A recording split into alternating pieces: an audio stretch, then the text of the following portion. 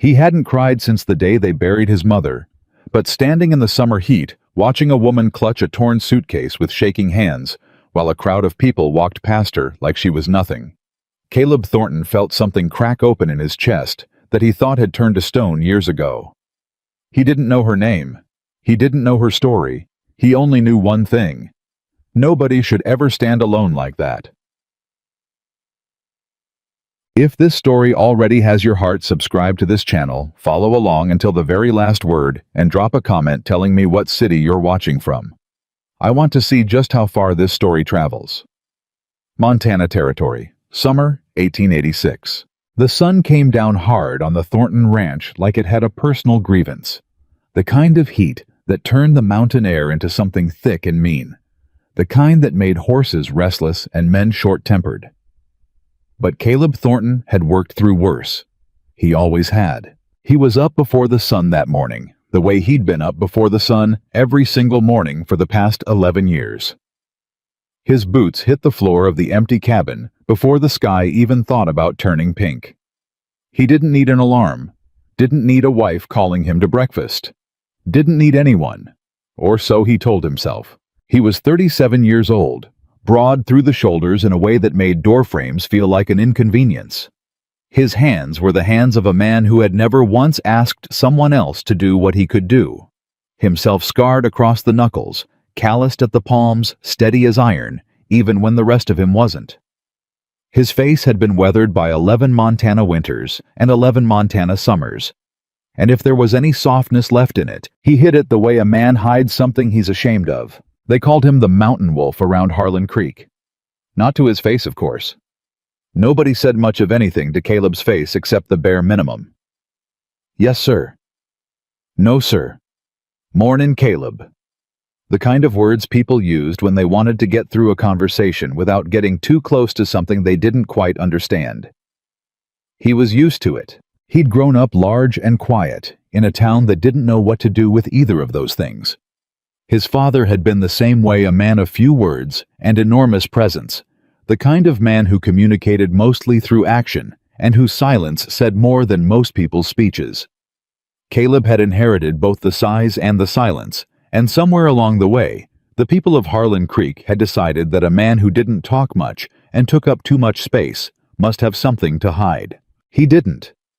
He just didn't see much point in explaining himself to people who'd already made up their minds. That morning he fed the horses before he fed himself. Checked the fence line on the east pasture that one of his ranch hands, a young kid named Denny, had flagged the night before. He walked the property the way he always did, unhurried, deliberate eyes taking in everything. The Thornton land ran deep into the mountains, hundreds of acres of grass and pine and creek water, and Caleb knew every inch of it the way a man knows his own heartbeat. He'd built it. Every fence post, every water trough, every structure on this land had either been built by his father before him or rebuilt by Caleb's own hands after the fire. He didn't like thinking about the fire. He especially didn't like thinking about who he'd lost in it. By the time he came back to the main barn, his 3 ranch hands were already starting the morning work. Denny, 19, and eager in a way that was sometimes annoying, and sometimes the only thing that reminded Caleb that youth hadn't completely died out of the world. Old Pete, who was 60-something, and claimed not to know his own exact age, which Caleb suspected was either genuinely true or a strategy to avoid birthday conversations. And Marcus, a black man from Tennessee who'd come north looking for fair wages and found them on the Thornton Ranch when nowhere else in the territory would give them to him. Caleb paid fair wages. He didn't make a speech about it, he just did it. Fence on the east side needs 2 new posts, Caleb said, stepping into the barn. Denny, you and Marcus get on that this morning. Pete, I need you to check the water levels on the upper creek. It's been running low. Yes, sir, they said in the overlapping way of men who'd worked together long enough to become a kind of machinery. Caleb moved to the far stall where a mare named Juniper stood with her head low, her breathing slower than it should have been. He'd noticed it the night before, and it had followed him into what passed for sleep. He put his hand against her neck, feeling for heat, counting the rhythm of her breath.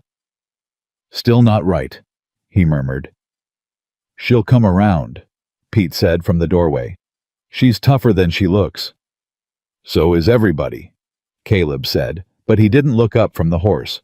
He stayed with Juniper for an hour, checked her hooves, her eyes gave her fresh water, and stood with her in the quiet of the barn, while the morning moved on without him.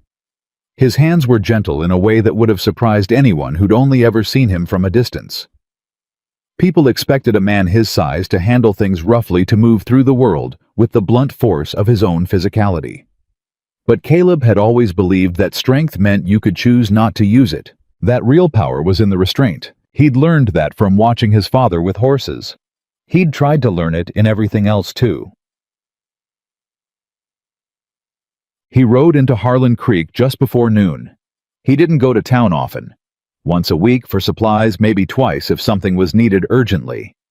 He'd learned years ago that the less time he spent among people, the less opportunity there was for the particular kind of hurt that came from watching folks step aside when he walked down the boardwalk or go quiet in a way that wasn't respectful silence but something colder. He tied his horse, a big black stallion named Judge, outside Carver's general store, and went in for what he needed.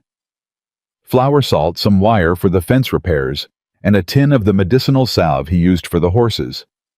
He'd been getting the same supplies for so long that Old Man Carver had most of it ready before Caleb even got to the counter. "Hot one today," Carver said, pushing the bundle across the counter.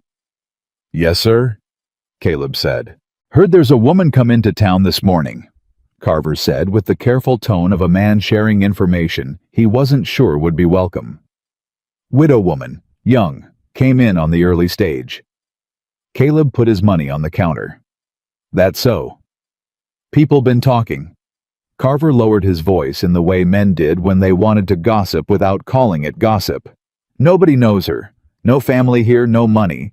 Sheriff was asking around to see if anyone knew her people." Caleb picked up his bundle. "Appreciate the supplies, Mr. Carver." He didn't think much more about it as he came back out into the summer heat.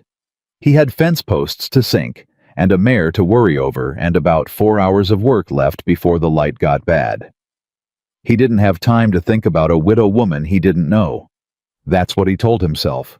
He was untying Judge when he heard it. Not a scream, not a shout, just a voice, a woman's voice coming from the direction of the sheriff's office, low and tight, the voice of someone trying very hard not to fall apart. "I'm not asking for charity," she was saying. "I am asking for the chance to work. There is a difference." Then, another voice. Sheriff Dale Holt's voice, lazy and self-satisfied the way it always was. "Ma'am, I understand your situation. But this town can't be taking in every stray that steps off the stage. I am not a stray." The words came out sharp as a slap. Caleb stood still. "I beg your pardon," Holt said. "I said I am not a stray." Her voice didn't waver this time. "I am a woman who has worked every day of her adult life. I am a woman who can cook and clean and manage household accounts and tend livestock. I am asking for work, Sheriff, not a handout. Work. And if this town has none to offer me, then tell me plainly, and I will find somewhere that does." Silence. Caleb found himself walking toward the sheriff's office without quite deciding to.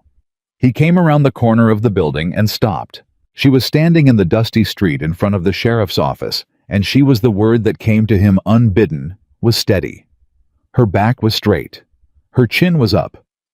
She was holding a battered carpet bag in one hand, and she was looking Sheriff Holt directly in the eye, with an expression that had no pleading in it at all, only a kind of exhausted, iron-spined dignity. She was young, or younger than him anyway. Dark hair pinned up under a worn hat, a blue dress that had seen better days. She wasn't beautiful the way women in dime novels were beautiful. She was real in a way that hit harder than beauty.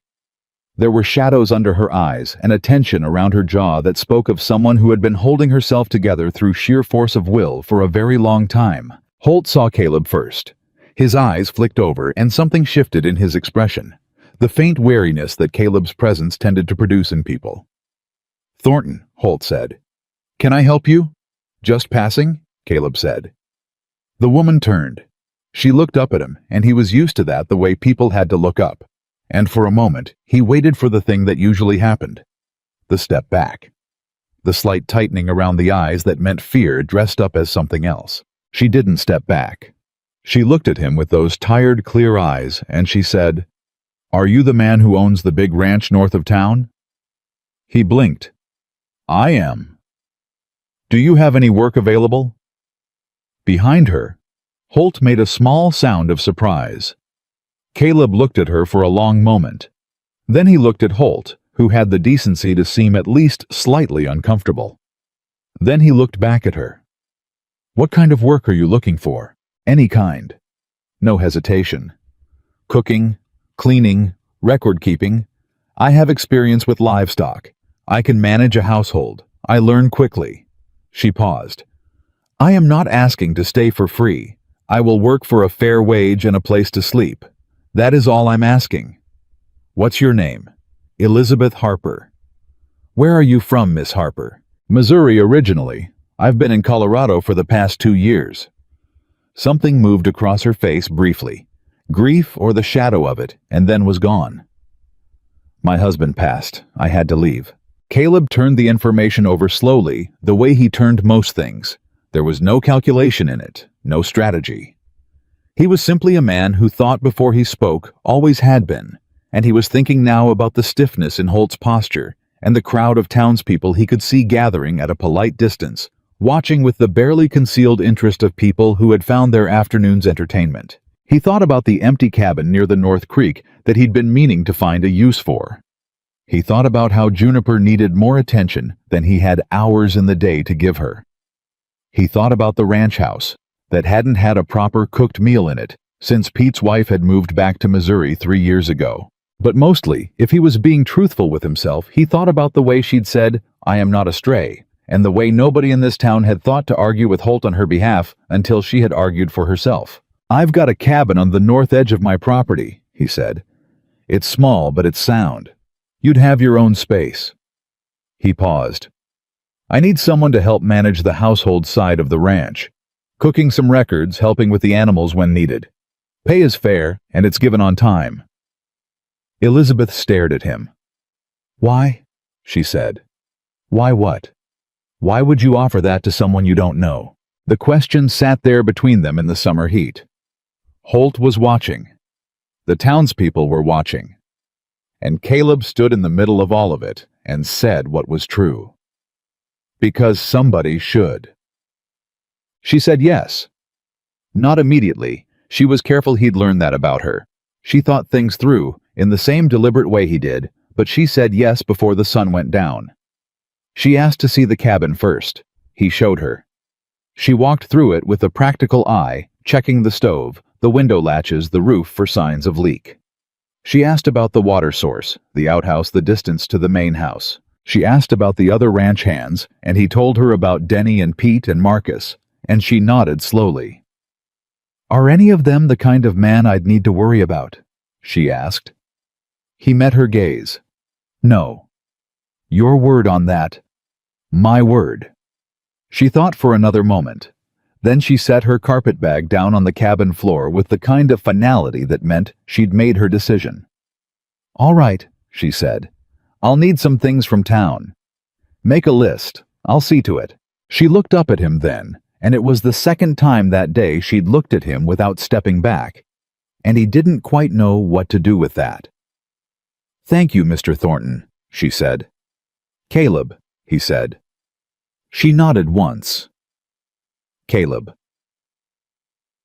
He expected it to be awkward. It wasn't. Or it was at first the way most new arrangements were. The first morning she arrived at the ranch house before anyone else was up and started a fire in the kitchen stove.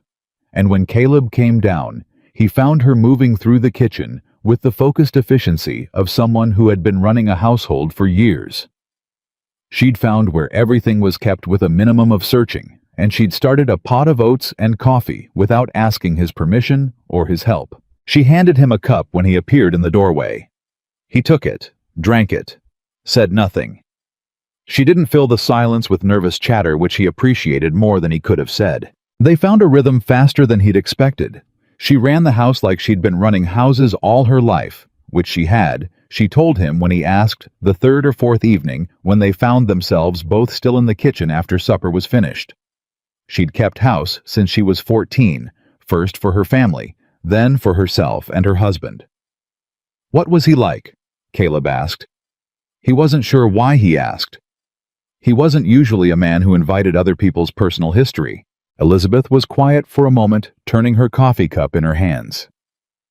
He was a good man, she said finally. Gentle. He was a school teacher. He wasn't built for the kind of hard work this country demands, and he knew it. A pause. He was honest about his limitations. I respected that in him. How'd he die? Fever. Her voice was simple, direct. It came in March. He was gone by April. She looked down at her cup. His family never cared much for me, said I wasn't good enough. Missouri farming family, and I was just the preacher's daughter with no land and no money. She smiled, and it was a sad, tired smile that held no self-pity. When he died, they came and took everything that could be claimed as his family's. I had nothing left but my clothes. Caleb said nothing for a moment. Then, "That ain't right." "No," she agreed. "It isn't." She looked up at him. "But it's done. I'm not interested in crying over it. I'm interested in what comes next." He studied her in the lamplight. "How old are you?" 27. She raised an eyebrow slightly. "Does that matter to something?" "No," he said. "Just trying to understand how you're as steady as you are." She seemed surprised by that, like she hadn't expected him to notice, or hadn't expected that if he noticed he'd say so. Something shifted in her expression, not quite a smile, but something warmer than what had been there before. "I learned steadiness the same way everybody does," she said, "by having no choice but to be." It was Denny who started talking. Caleb should have expected it. Denny was 19 and not yet old enough to know that some things were better left unsaid, and he had a good heart underneath his loose mouth, which made it hard to be properly annoyed with him. "You hear people in town talking about Miss Harper?" Denny said one morning while they were working the horses. "No," Caleb said. "I did." Denny hesitated. "They're saying things. About her being here alone without family. Martha Pryor at the boarding house told the banker's wife that a woman with no name and no people has no business at a single man's ranch." Caleb kept his hand steady on the lead rope. "Martha Pryor can mind her own business." "Yes, sir. Only they're also saying things about you, about your motivations like." Denny looked deeply uncomfortable. "I just thought you should know." "I know," Caleb said. "It ain't right." "No, it isn't."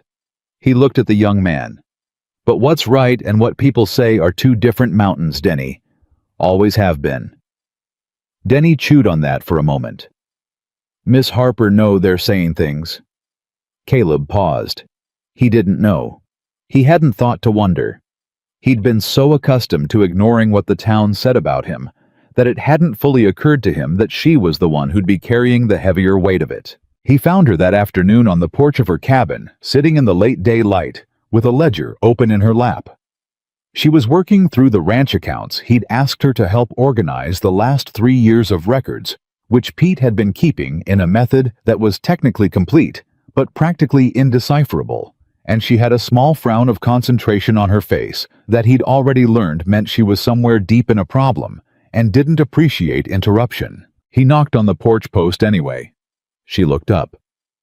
"Are people in town giving you trouble?" he asked. A beat of silence. "People in town always give women without family trouble," she said. "It's not particular to this situation." "That's not an answer." She held his gaze. "Martha Pryor said something to me at the Mercantile yesterday, about my reputation and the impropriety of my position." She paused. "I told her that my position was employed and respectable, and that if she had concerns about impropriety, she might direct them at the men in this town who'd watched me stand in the street asking for honest work and done nothing." Caleb stared at her. "She did not take that well," Elizabeth added. "I imagine not. Are you worried about what they're saying?" she asked.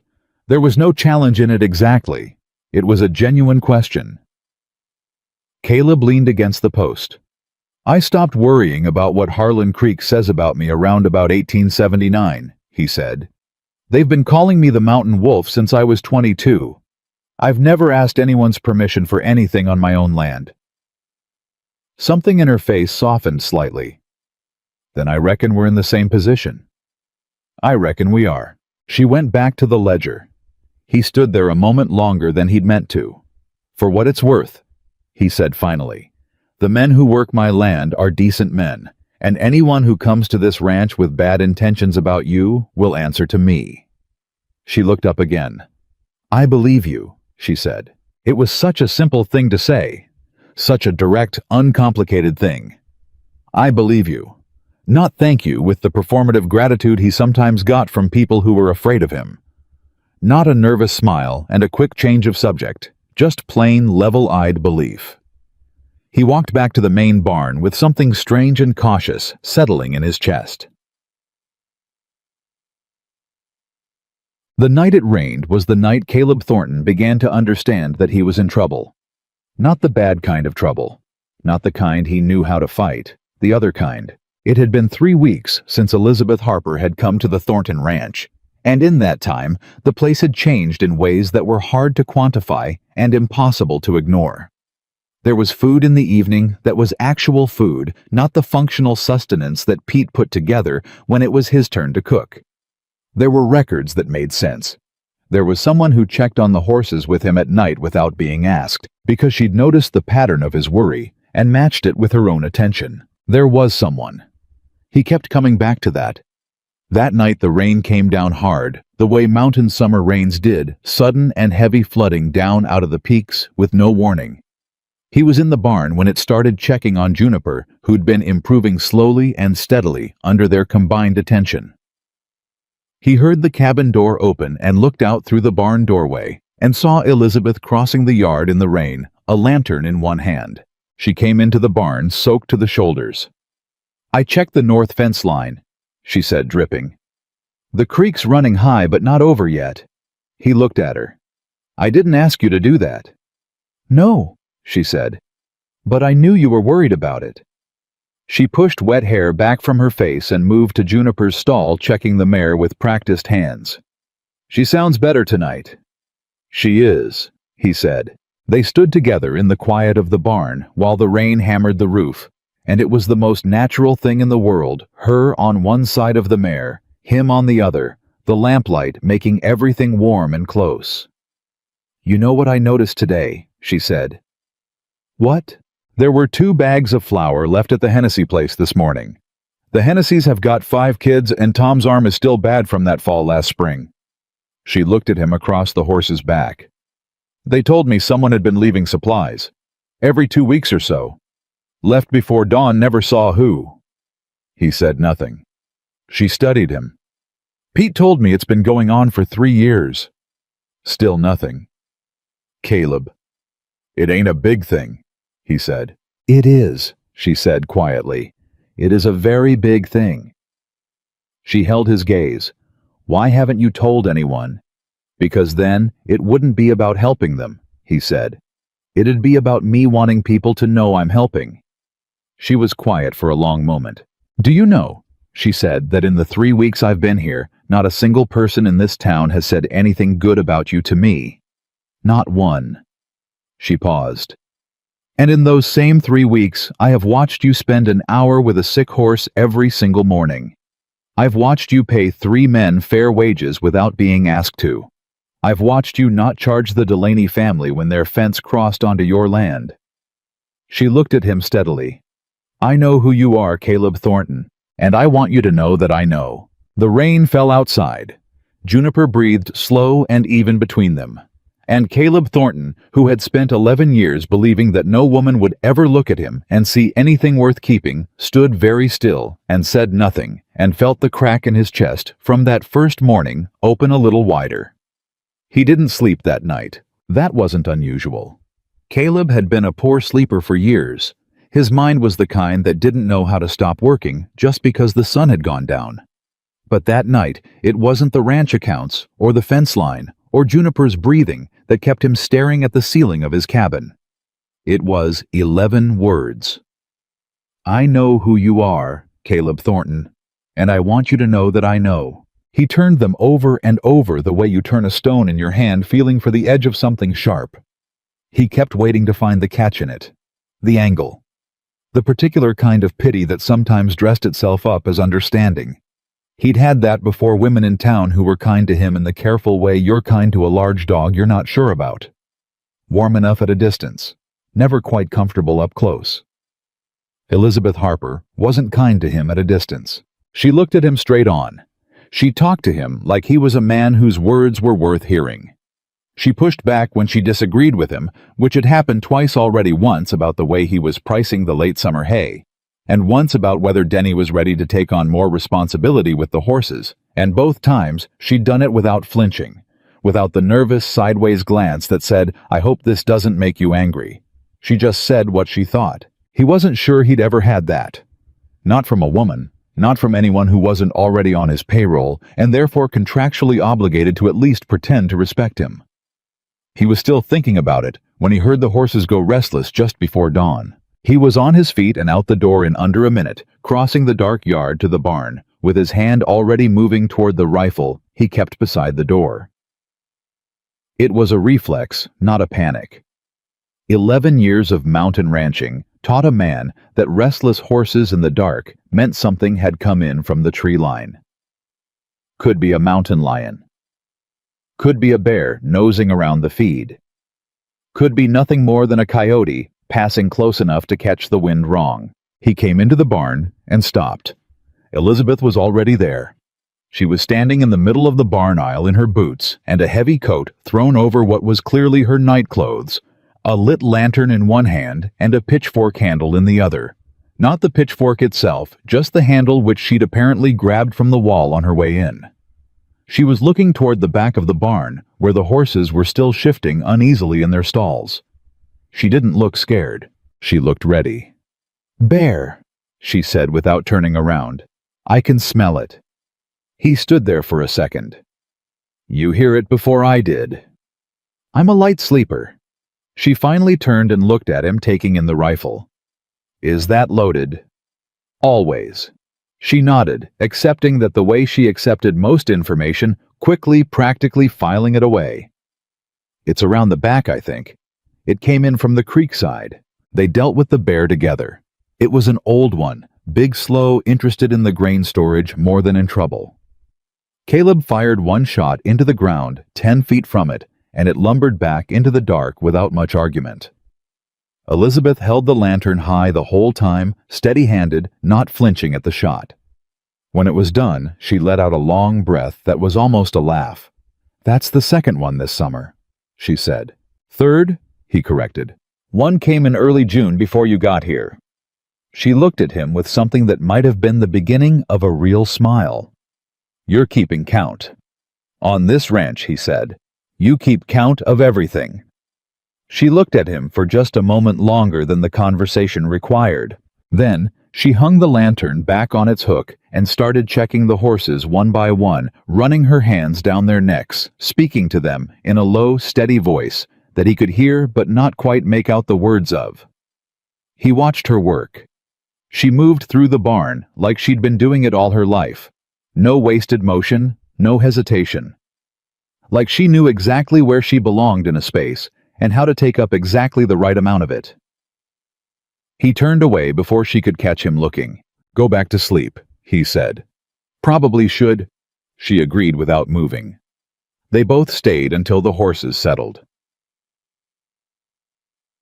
The trouble with Harlan Creek arrived on a Tuesday the way most trouble arrived in small towns, gradually and then all at once. Caleb had been into town that morning for a bank meeting. He owned enough land that Gerald Marsh, the bank president, liked to schedule what he called courtesy meetings twice a year, which were less courteous than they were strategic. Marsh's strategy being to remind Caleb at regular intervals that the bank held paper on 2 of his eastern pastures and that this fact should make Caleb feel something. Caleb did not feel something. He'd been paying on those notes for 9 years and had never once been late. And he found Marsh's implications distasteful in the way he found most things Marsh did distasteful, which was most things. He was coming out of the bank when he heard the voices. 2 women on the boardwalk across the street. He recognized Martha Pryor's voice before he saw her.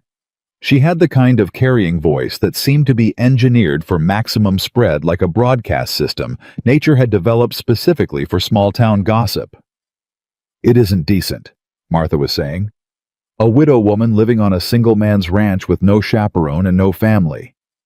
What does that say about her character?" Her companion made a sympathetic sound. "And the way she walks around town like she has every right to be here," Martha went on. "I heard she practically threatened Gerald Marsh when he mentioned she might want to find more appropriate lodging. Said she had a contract of employment, and that he could speak to his lawyers if he had concerns." Caleb had gone very still on the boardwalk. He knew Elizabeth hadn't mentioned any encounter with Marsh to him, which meant she'd dealt with it on her own, the way she dealt with everything quietly, directly, without asking him to fight her battles. The image of Gerald Marsh with his soft hands and his practiced condescension saying something to Elizabeth about appropriate lodging, it put a particular kind of cold in Caleb's chest. He crossed the street. Martha Pryor saw him coming and had the sense to look slightly alarmed. Her companion took a small step back. "Mrs. Pryor," Caleb said. "Mr. Thornton," she said with the tightly pleasant smile of a woman who was moderately afraid of him but committed to not showing it. "I couldn't help overhearing what you were saying." He stopped at a polite distance. He kept his voice level. "About Miss Harper." Martha lifted her chin. "I was having a private conversation.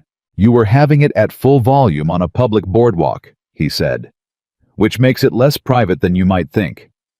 He held her gaze steadily. "Miss Harper is an employee of the Thornton Ranch. She has a signed contract of employment and a private residence on my property.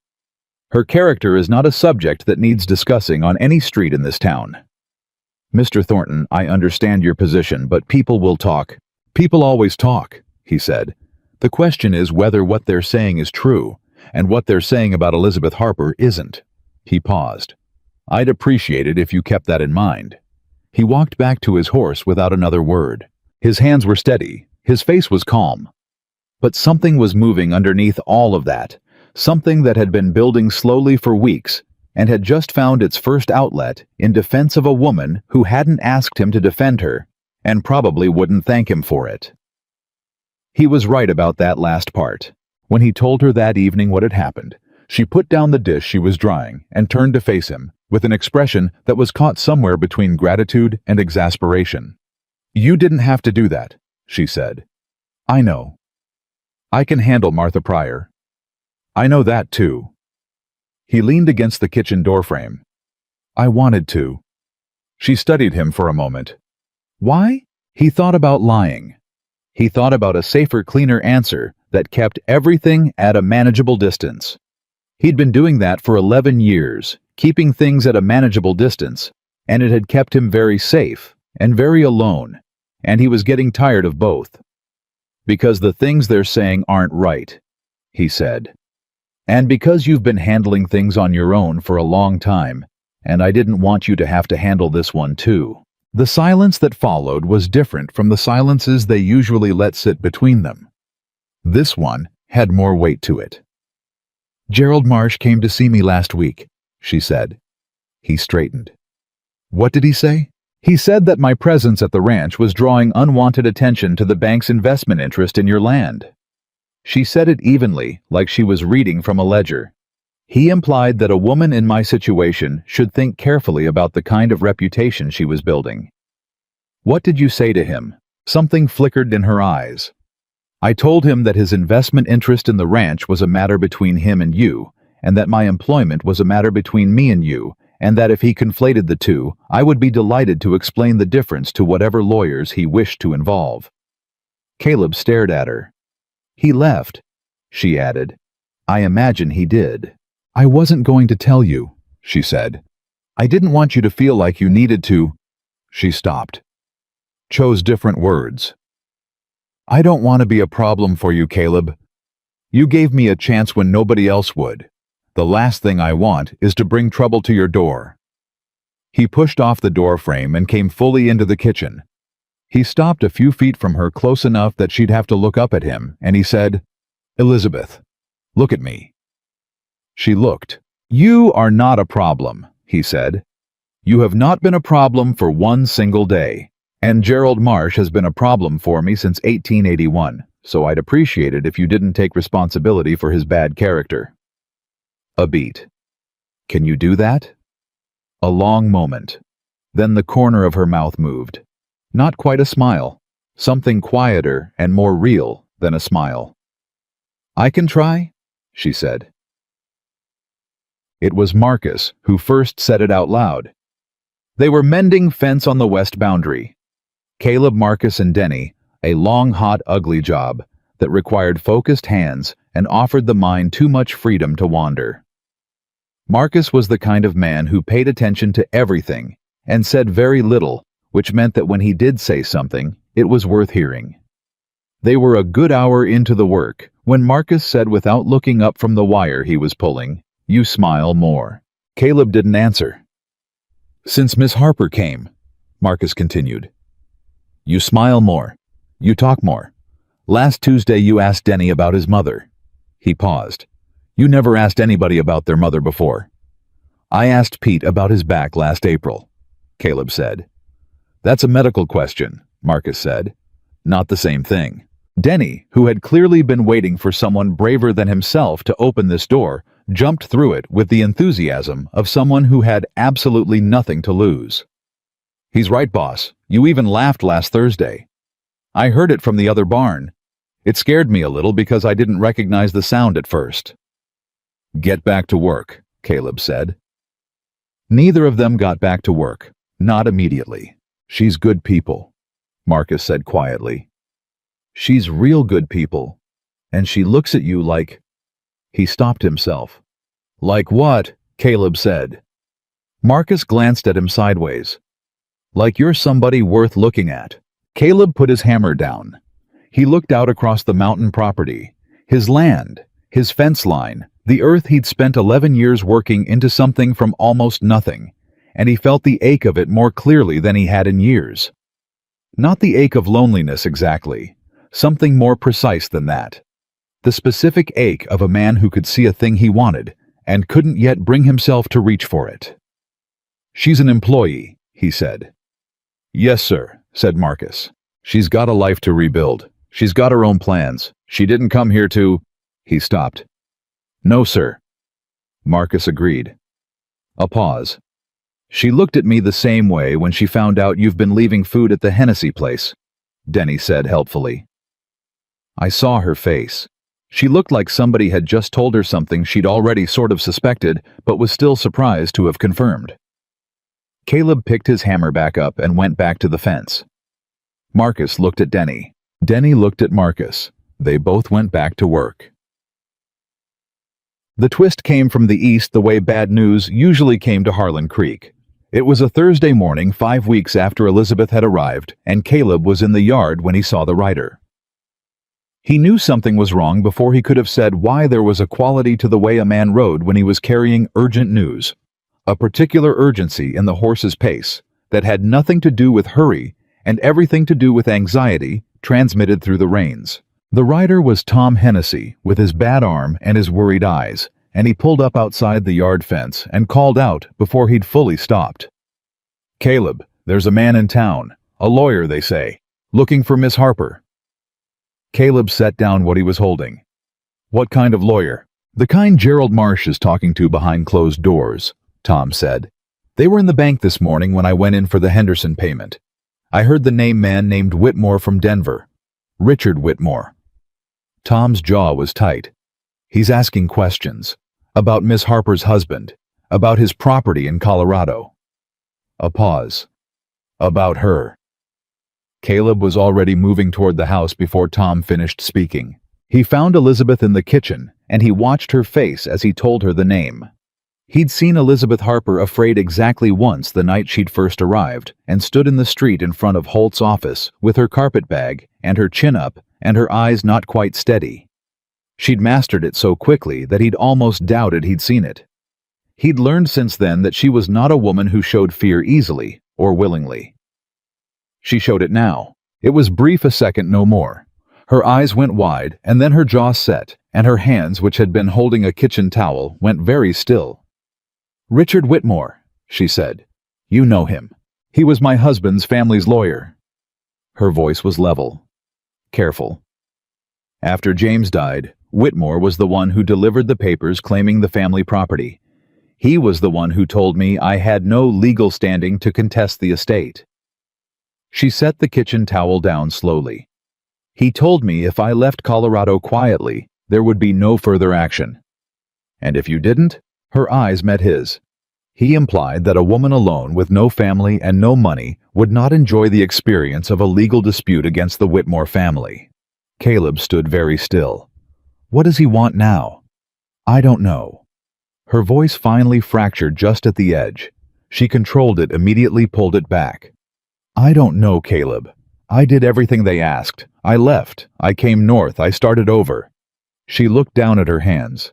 I thought it was done. He crossed the kitchen in 3 strides and pulled out the chair across from her, and sat down deliberately, putting himself at her level rather than standing over her, which he'd have to think about later as a thing he'd done without thinking. Tell me everything, he said. From the beginning. All of it. She looked at him for a moment. Measuring, he realized. Not measuring whether to trust him, he thought with a quiet shock that she already did. She was measuring whether telling him would make it real in a way that keeping it to herself had protected her from. Then she sat down across from him, and she told him. James Harper had been a schoolteacher from a family with middling land in Colorado, not wealthy, but property holding, which in 1884 meant something. He and Elizabeth had married young, and for 3 years they had built a modest real life together. When he died, the property should have gone to Elizabeth. They had a marriage contract. She had documentation. But Richard Whitmore had represented the Harper family for 30 years. He knew every judge in 2 counties.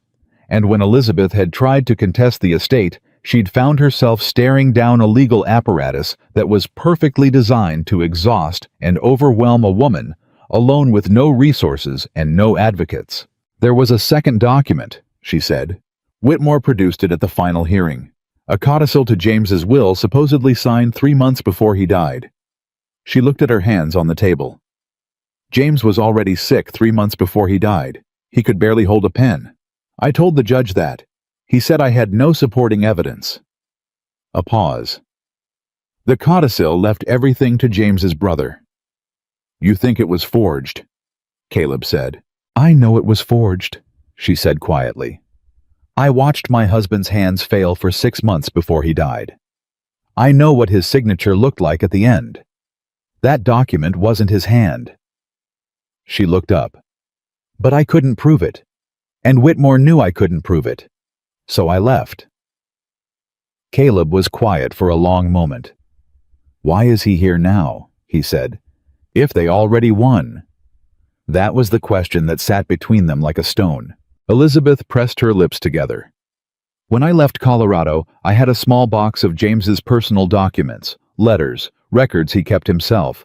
I thought at the time I just wanted something of his, something personal. She paused. I didn't look through all of it carefully until later, until I was already in Montana. She looked at him steadily. There are letters in that box, Caleb. Letters between James and his brother from the last year of his life. Letters that suggest James specifically told his brother that he was not changing his will, that everything was going to me. The air in the kitchen changed. Those letters would contradict the codicil, Caleb said slowly. They would more than contradict it. Her voice was very quiet now. They would prove it was fraudulent. And if the codicil was fraudulent, then Whitmore didn't just mismanage an estate. She held his gaze. He participated in theft, possibly fraud, definitely perjury. A beat. He's not here about old business, Caleb. He's here because he found out I have those letters. Someone told him, and he wants them back. The kitchen was completely silent. Caleb sat across from her and felt everything in him go very, very still.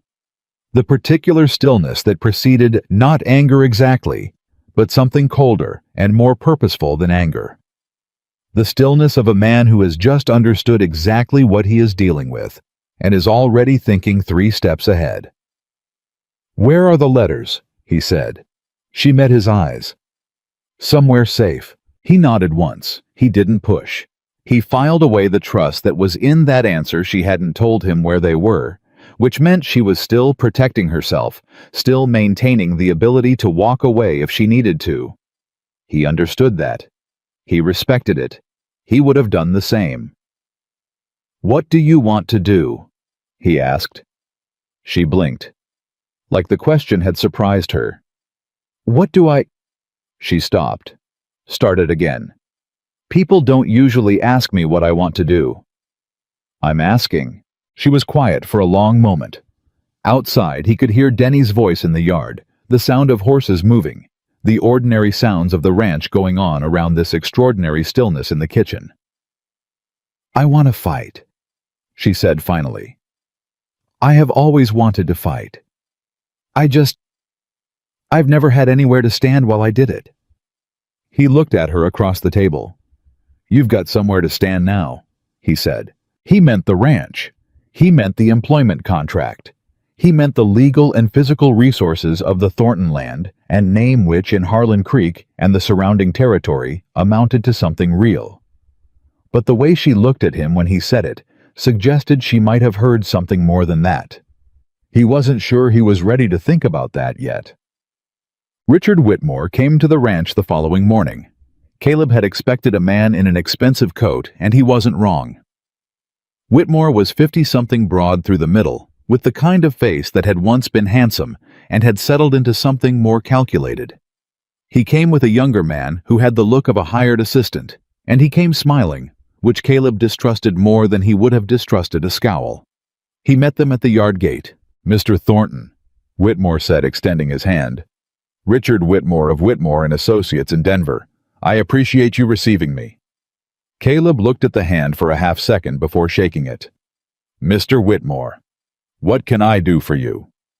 "I've come on a matter regarding one of your employees." Whitmore's smile stayed exactly where it was. "A Mrs. Elizabeth Harper. I understand she's been in your employ for approximately 5 weeks." "Miss Harper works on this ranch, yes. I wonder if I might speak with her." "I wonder if I might ask why." The smile tightened, very slightly. The kind of adjustment a man made when he was accustomed to his requests being received as authority and was recalibrating. "There are some unresolved legal matters from her late husband's estate," Whitmore said smoothly. "A clerical matter, really. Shouldn't take long." "Then you can put your clerical matter in writing," Caleb said, "and have it delivered to her. She'll respond through whatever legal means she sees fit." Whitmore's smile didn't move. His eyes did. "Mr. Thornton, I understand you're trying to protect your employee, and I think that's admirable. But this is a legal matter, and I'm afraid—" "You're afraid of nothing," Caleb said quietly. "You're a man who came here believing that this is a simple situation because she's a woman alone, and I'm just a rancher, and nobody out here is going to know the difference between a legitimate legal matter and a fishing expedition." He held the lawyer's gaze without any particular heat in it, just steadiness. The steadiness of a man who is not impressed and is not afraid and is not going to move. "I know the difference, Mr. Whitmore. Write her a letter." A long pause. "She has documents," Whitmore said, and the smoothness had left his voice, just slightly, just enough to confirm everything Elizabeth had told him. "Documents that belong to the Harper estate." "Any documents in Miss Harper's possession belong to Miss Harper," Caleb said. "If you believe otherwise, talk to your lawyers. I'm sure they can explain how property law works." Whitmore stared at him. Then he looked past Caleb toward the house. Caleb shifted just slightly, just enough to move directly between Whitmore's line of sight and the house. "Good day, Mr. Whitmore," he said. The lawyer left. The assistant scrambled after him. Caleb stood at the gate until the sound of their horses had faded down the road, and then he turned back toward the house where Elizabeth was standing on the porch. She'd heard everything. He could see it in her face, not just gratitude, though that was there. Something more complicated. The look of a woman who has spent years being told that she is on her own and who is struggling visibly and honestly with the evidence that this is no longer entirely true. He walked back up to the porch. She said, "You didn't have to do that." You keep saying that, he said. It keeps being true. Does it? He stopped at the bottom of the porch steps. You told me last night you've been wanting to fight. You've been wanting to fight for 2 years. You've just been fighting alone. He looked up at her. You don't have to fight alone anymore, Elizabeth. Not while you're on my land. Her throat moved. It's going to get worse before it gets better, she said. Whitmore doesn't give up easily. He'll go to Marsh. He'll put pressure through the bank. He'll try to make it costly for you to stand between him and what he wants. Let him, Caleb said. Caleb. Let him, he said again. I've been dealing with men like Whitmore my whole life. Men who think that size and money are the same thing. Men who think that if they push hard enough, everyone moves. He held her gaze. I don't move. She looked at him for a long, searching moment. Then she said something he didn't expect. Tell me about the fire, she said. He went very still. She must have seen the change in him because her voice softened. Pete mentioned it once. He didn't say much. Just that there was a fire and that things were different after. She paused. You don't have to. My wife, he said. The word fell into the air between them and stayed there. Elizabeth didn't speak. Her name was Rose, he said. His voice was even. He'd had 11 years to make it even. We married young. She was the first person who ever looked at me the way you... He stopped, chose a different path. The fire was an accident, a lamp in the barn. She went in to get the horses out. A pause. She got 3 of them out. The silence stretched. There was nothing left, he said. After, not of the barn, not of I rebuilt everything. Took 2 years. But some things you rebuild, and they're not the same. He looked at his hands. I stopped believing that anyone else would ever want to stay. I figured it was easier that way. Elizabeth came down the porch steps. She stopped 1 step above him so they were level eye to eye, and she said, You've been carrying that alone for 11 years. Yes, and you've been feeding the Hennessy family, and paying fair wages, and treating a sick horse like she matters. Yes, while believing nobody would ever want to stay. He met her eyes. Yes, he said very quietly. She reached out and put her hand on his arm. Not grasping, not dramatic, just her hand there, steady and warm, the way she was steady and warm, the way she did everything directly and without apology. I'm still here, she said. He didn't answer, but somewhere deep in the chest that had been cracked open since the first morning, he'd seen her standing in the street with her chin up and her eyes clear. Something shifted. Something old and heavy and long settled moved just slightly, just enough towards something that felt for the first time in 11 years like the possibility of home. She didn't move her hand right away. That was the thing Caleb kept coming back to later, when the night was quiet, and his mind was doing what it always did, picking through the day's events, like a man checking fence line for weak spots. She'd put her hand on his arm and said, I'm still here, and then she'd just stayed there, not pulling back, not making it into something awkward with words, just letting the moment be what it was. He wasn't sure anyone had ever done that for him before. He slept better that night than he had in weeks, which worried him more than the insomnia had. Morning came the way it always did, indifferent to whatever a man had decided the night before. The horses needed feeding. The fence on the north pasture still needed checking after the heavy rain 2 days back. Old Pete's knees were bad, which meant Caleb would be doing Pete's share of the heavy work, without mentioning that he was doing it because Pete had his pride, and Caleb understood the specific misery of having your limitations noticed. The Hennessy supply run was due at the end of the week. The books needed reconciling. The ranch didn't care that Caleb Thornton had told a woman about his dead wife for the first time in 11 years. The ranch just kept being the ranch. He was grateful for that mostly. Elizabeth was in the kitchen when he came in for coffee, the same as every morning, now a routine that had established itself without either of them commenting on it. She handed him a cup. He took it. She went back to whatever she was reading this morning. It was a letter, and he noticed the slight tension in her shoulders before she noticed him noticing and straightened them deliberately. Whitmore, he asked. His office in Denver. She set the letter on the table between them. He's claiming James had a second property in Colorado that was improperly omitted from the estate proceedings. He says he needs to examine all personal documentation in my possession to ensure the omission is corrected. She paused. It's very carefully written. Nothing in it is technically a threat. Caleb picked up the letter and read it. It was the work of a man who had been writing legal correspondence for 30 years and knew exactly how to say, "Give me what I want, or I will make your life very difficult," in language that a judge would read as entirely reasonable. He knows about the letters, Caleb said. He knew before he came here. He just needed to see whether I'd tell him I had them. She looked at him. By coming here in person and leaving without them? He knows I do. Do you trust your copies? She hesitated for just a second. I made 2 copies before I left Colorado. One is with me. One I sent to a woman I trust in Kansas City. She saw his expression. My mother's cousin. She's the only family I have left who she'd keep them safe.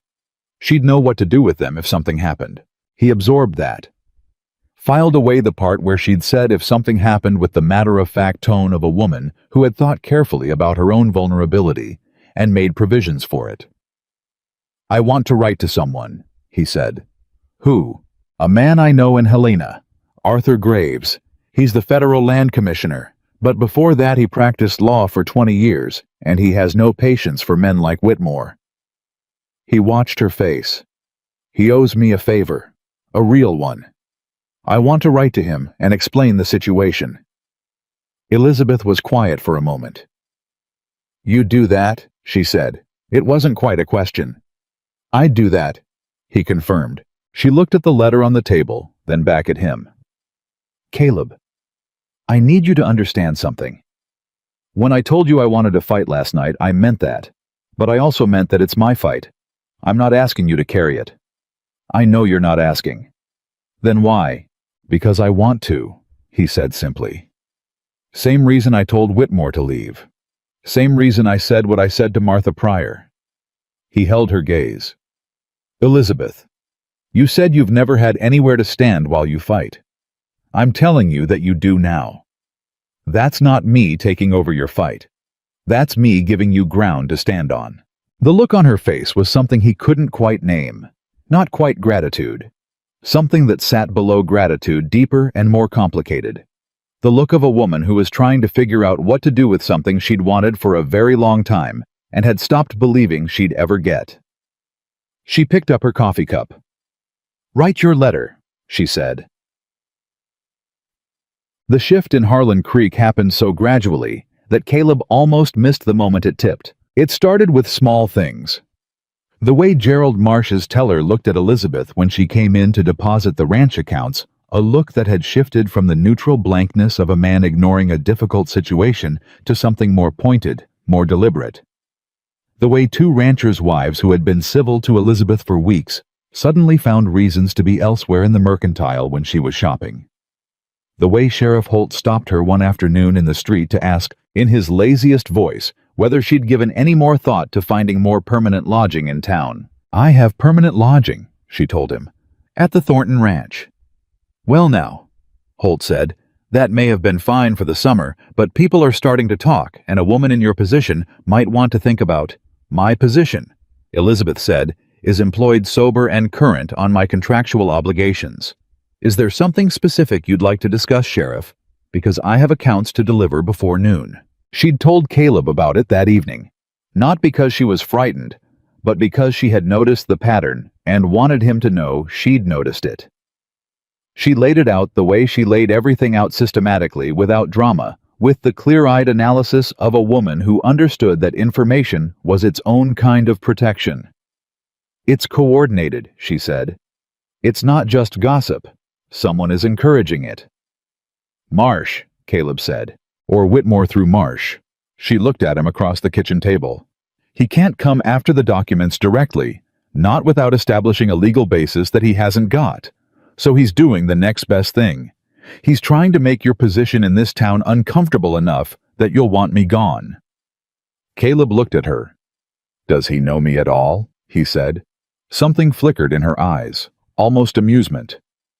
I don't think he does. Then he's going to be disappointed.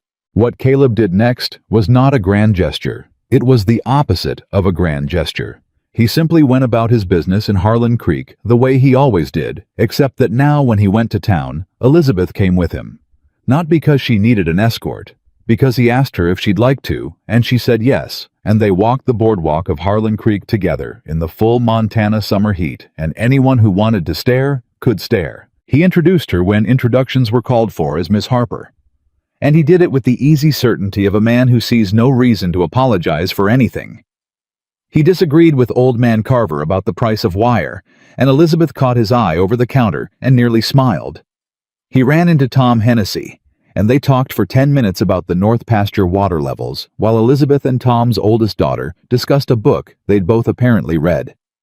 It was ordinary. That was the whole point. The power of Whitmore's strategy was in making Elizabeth into a problem, something irregular, something that needed to be explained and justified. The answer to that wasn't confrontation. It was normalcy. It was treating her presence in his life as a fact that required no defense because it required no defense. He didn't think through all of that consciously. He just did it the way he did most things, by instinct, by the bone-deep understanding of a man who had spent his whole life being treated as something that needed to be managed, and who knew that the only answer to that was to simply keep existing steadily and without apology. Elizabeth understood what he was doing. He knew she understood because she matched him step for step without his having to explain it. That was the thing about her. He never had to explain himself. The first real crack came from a direction he hadn't expected. Denny came into the barn on a Thursday afternoon with a look on his face that Caleb had learned to read, as I know something you're not going to like, and I'm trying to decide whether to tell you. He'd seen that look often enough in the past 5 weeks that he'd developed a kind of shorthand for it. Say it, Caleb said, without looking up from the tack he was mending. Denny said it. A man had arrived in Harlan Creek 2 days prior. Not a lawyer this time. A private man, no official capacity. He'd been asking questions at the saloon at the boarding house at the livery stable. Questions about Elizabeth, about her time in Colorado, about her late husband, about the circumstances of her leaving. Who's asking these questions? Caleb said. Denny shifted his weight. Big fella. Didn't give his name to most people, but he told the livery man he was from Denver. A pause. And he told the barman that he was looking for a widow woman who had taken something that didn't belong to her. The tack went still in Caleb's hands. He said that. Yes, sir. And the barman told him about Miss Harper being out here because... Denny stopped. Because people talk, sir, and I'm sorry I don't have better news than that. Caleb set the tack down. Where is this man now? As of this morning, he was still at the boarding house. Martha Pryor's place. A pause. She was real friendly with him from what I heard. Caleb stood up slowly. He went to find Elizabeth. She was in the cabin, and she went pale when he told her. Pale in the way of someone who has been half expecting news and found that expecting it had done nothing to cushion the arrival. She sat down on the edge of the chair near the door, and for a moment she just breathed in and out with the focused deliberateness of someone holding themselves together by main force. He brought someone, she said. Someone not attached to his office. Someone who can operate without... She stopped, started again. Caleb, if this man is here asking questions about me taking something that doesn't belong to me, Whitmore is preparing a legal framework to have me charged. The words landed like stones. On what basis? Caleb said. It doesn't matter what basis. Her voice was very controlled. A woman alone with no family and no resources facing a charge in a territory where Whitmore has connections. It doesn't have to be a good charge. It just has to cost enough to fight that I can't fight it. Caleb crouched in front of her chair so he was at her level. Listen to me, he said. She met his eyes. You are not alone, he said.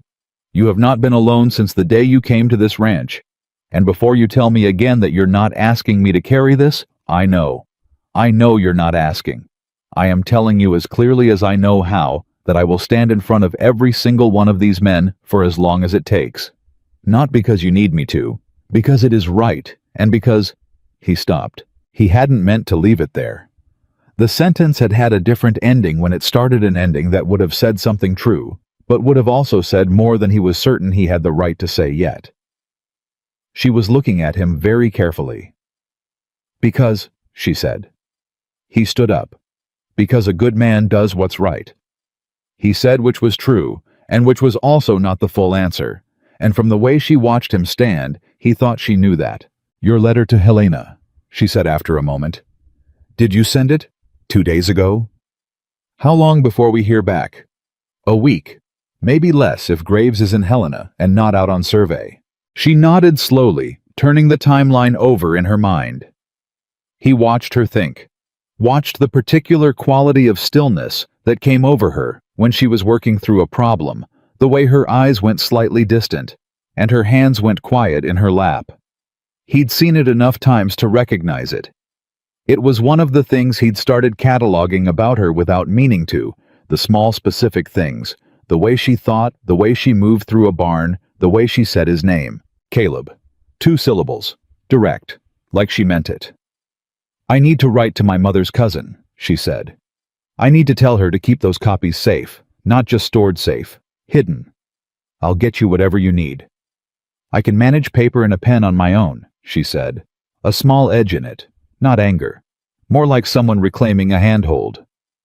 "I know you can," he said. "I meant it differently." She looked at him. "I know," she said softer.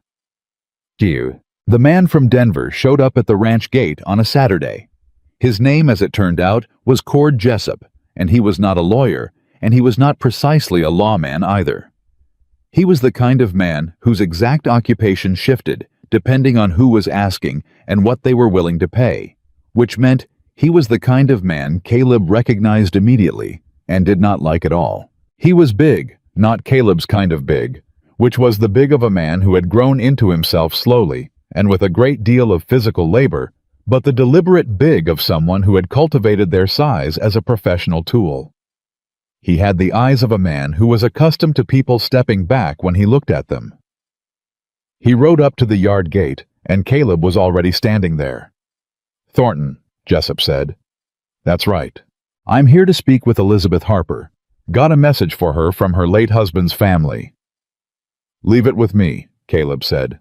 "I'll see she gets it." "Message is meant to be delivered in person."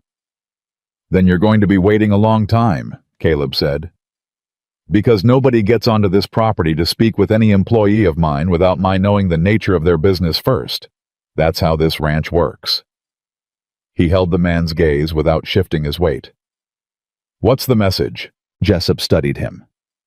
Making calculations, Caleb could see it the way the man was reading the situation, adjusting his approach. "The Harper family is concerned about some personal documents that went missing after James Harper's passing. Letters. They'd like them returned. If Miss Harper has letters from her late husband, they belong to her. That's a matter of legal interpretation.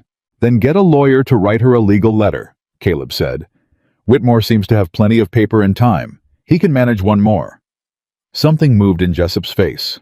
Not anger, closer to reassessment, like a man who had come expecting a simple problem and was finding a more complicated one.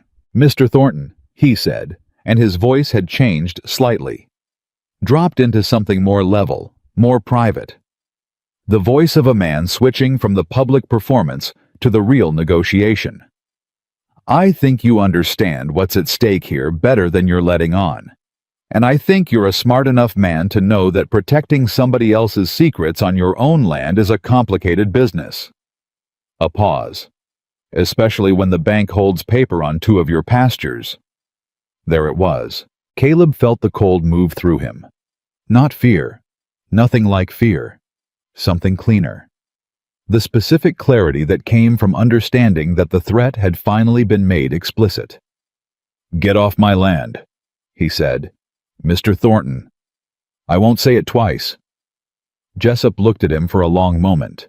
Then he looked past him at the house the same way Whitmore had looked past him at the house, and Caleb moved the same way he'd moved then, just slightly, just enough. Jessup turned his horse around. He rode slow. Deliberate slowness. The kind that was its own kind of message. Caleb watched him all the way to the road. Then he turned back to the house, and Elizabeth was on the porch, and she had heard every word, and her face told him she had heard the part about the bank. "He's going to go to Marsh," she said. "He already has," Caleb said. That part wasn't improvised. "Caleb." She came down the porch steps. "If Marsh calls those notes, he won't." "You don't know." "He won't," Caleb said steadily. "Because calling in notes on the Thornton Ranch would cause a problem for every rancher in this territory who does business with that bank. Marsh is greedy, but he's not stupid. He knows if I go down loudly, and the noise will shake loose things he doesn't want shaken." He paused. "I've been doing business in this territory for 11 years. I know where Gerald Marsh's pressure points are. He knows I know." She stood on the bottom step and looked at him. "You're not afraid," she said. "Not of Marsh. What are you afraid of?" The question came out quietly, like she hadn't entirely planned to ask it. He looked at her for a long moment. The summer light was heavy around them, thick and gold the way late afternoon got in Montana, and she was standing on the step, so they were almost at the same height, and her eyes were doing what they always did, looking at him like he was somebody worth looking at. "Failing you," he said. The words came out before he'd approved them. She went very still. "The way I failed Rose," he said. Because if he was going to say it, he was going to say it fully and honestly. "I built everything I could build. I worked every hour I had. And when it mattered most, I wasn't there." He held her gaze. "I don't want that to be the story again." She was quiet for what felt like a long time. "You told me last night," she said slowly, "that the fire was an accident." "It was. Then you didn't fail her. You lost her." Her voice was gentle, direct the way she was gentle, and direct about everything. "Those are different things, Caleb. A failure is a choice. A loss is something that happens to you." She paused. "You've been punishing yourself for something that wasn't your fault." He didn't answer. "And maybe," she said, "that's the same thing you think you're doing now. Protecting me so that this time it comes out different." She looked at him carefully. "I'm not Rose. I know that. I need you to know it the right way," she said. Not as a failing in me. Not as something that makes me harder to protect." She searched his face. "I'm a different woman in a different situation. And I do not need to be saved. I need a partner." A pause. "Do you understand the difference?" He thought about Rose, who had been sweet and gentle and entirely unsuited to the brutality of the land they'd tried to build a life on, and whom he had loved fiercely and tried to protect from everything, and failed to protect from the one thing that mattered. He thought about Elizabeth, who had walked into a room full of people who didn't want her and held her head up, who had faced Whitmore's letters and Holt's condescension and Martha Pryor's campaign of whispers, and dealt with every single one of them with a level-headed practicality that he had never once had to prompt. "Yes," he said. "I understand the difference." She nodded once, accepting that. Then, "Write to Graves again. Tell him it's more urgent than you thought." He almost smiled. "Already planning on it." "And Caleb." She looked at him steadily. "Whatever happens with Marsh, with Whitmore, with any of it, I need you to make me a promise. Name it. Don't make decisions for me," she said. "Don't manage this situation around me. Tell me everything. Let me be part of the strategy." A pause. "I can handle hard truths. I've been handling them for 2 years. What I cannot handle is being protected from information I have a right to have." He met her eyes. "You have my word." Something in her eased just slightly, just at the shoulders, like a tension she'd been holding released an inch. "Good," she said. She went back inside. He stood in the yard for a moment longer and thought about the word partner and what it meant in the mouth of a woman who chose her words the way Elizabeth Harper chose her words, carefully, deliberately, with complete understanding of what she was saying.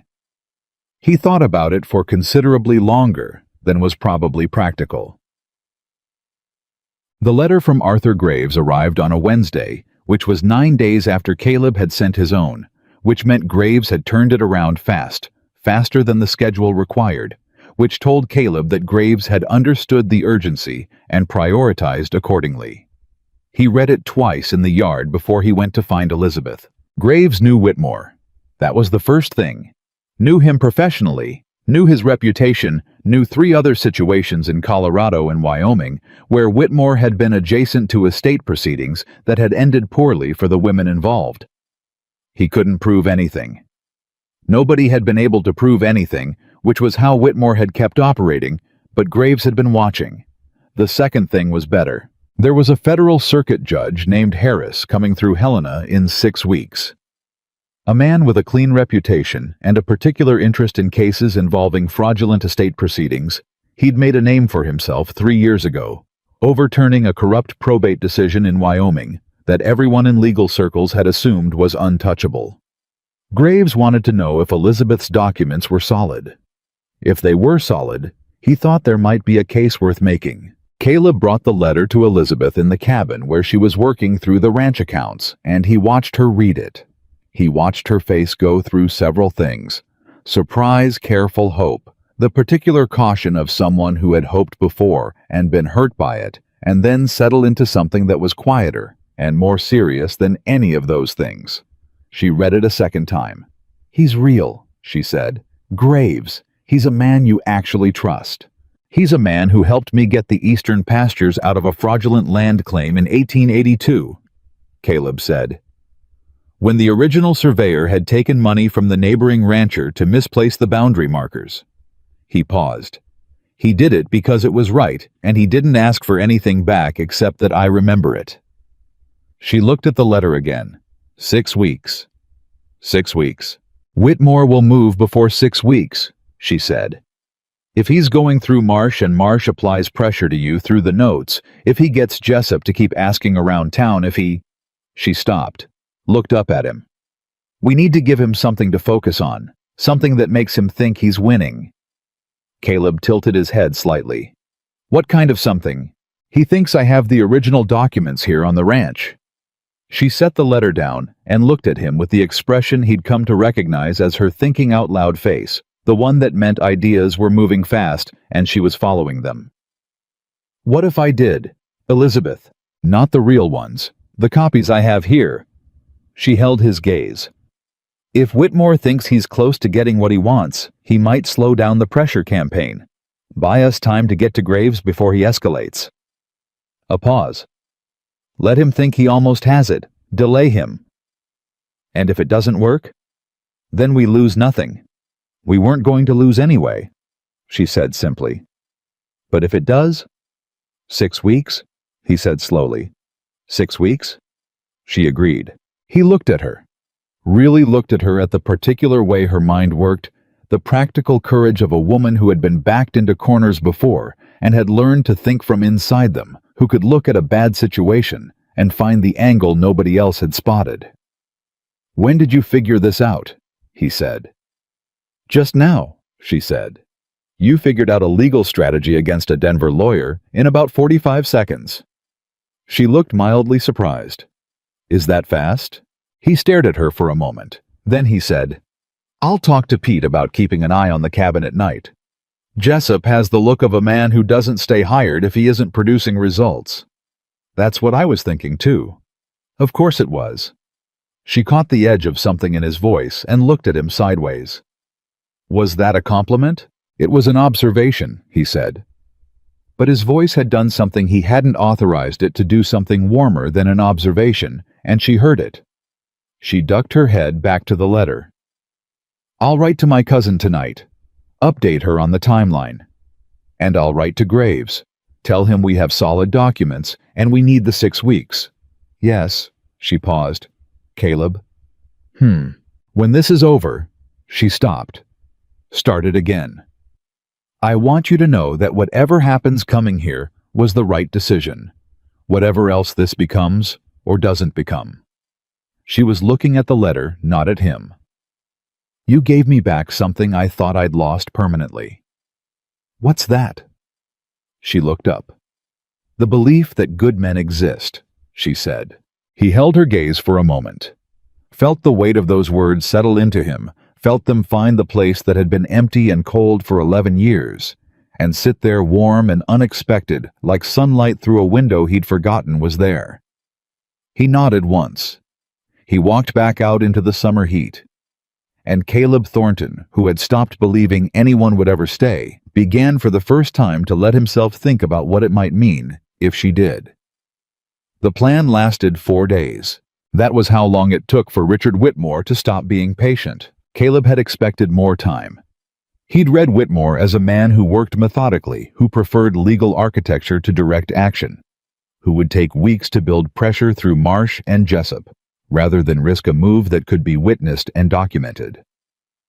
He'd been wrong about the timeline, if not about the method, and it was the kind of wrong that woke him up at 2 a.m. with the particular cold clarity of a man whose instincts are sending up a signal he can't yet name. He was already pulling on his boots when he heard Pete's voice outside. Not loud. Pete never raised his voice. It was one of the things Caleb appreciated most about him. But there was a quality to it that Caleb recognized, a tightness that meant something had gone sideways. He came out of the cabin, and Pete was standing in the yard with a lantern and the look of a man who has bad news and knows that the man he's delivering it to will not react well. Someone's been in the north cabin, Pete said. The north cabin. Elizabeth's cabin. Caleb was already moving. He heard her before he saw her. Her voice coming through the open door controlled and clipped in the way it got when she was managing anger. He came through the doorway and stopped. The cabin had been searched, not ransacked, nothing broken, nothing obviously destroyed, but every drawer was slightly open. The chest at the foot of the bed had been moved. The floorboards near the window had been disturbed, the dust pattern wrong. In a way only someone who'd been in this room enough times to memorize the pattern would notice. Elizabeth was standing in the middle of it with her arms crossed and her jaw set, and her eyes taking inventory with the fast, flat efficiency of a woman calculating damage. They didn't find anything, she said before he could ask. The real copies aren't here. I moved them 3 days ago. He let out a breath. Where? She looked at him steadily. With Marcus. He stared at her. You told Marcus. I told Marcus enough. A pause. He's the least likely person Whitmore would ever think to ask, and he understands exactly what's at stake and why. She met his eyes. I hope that's all right.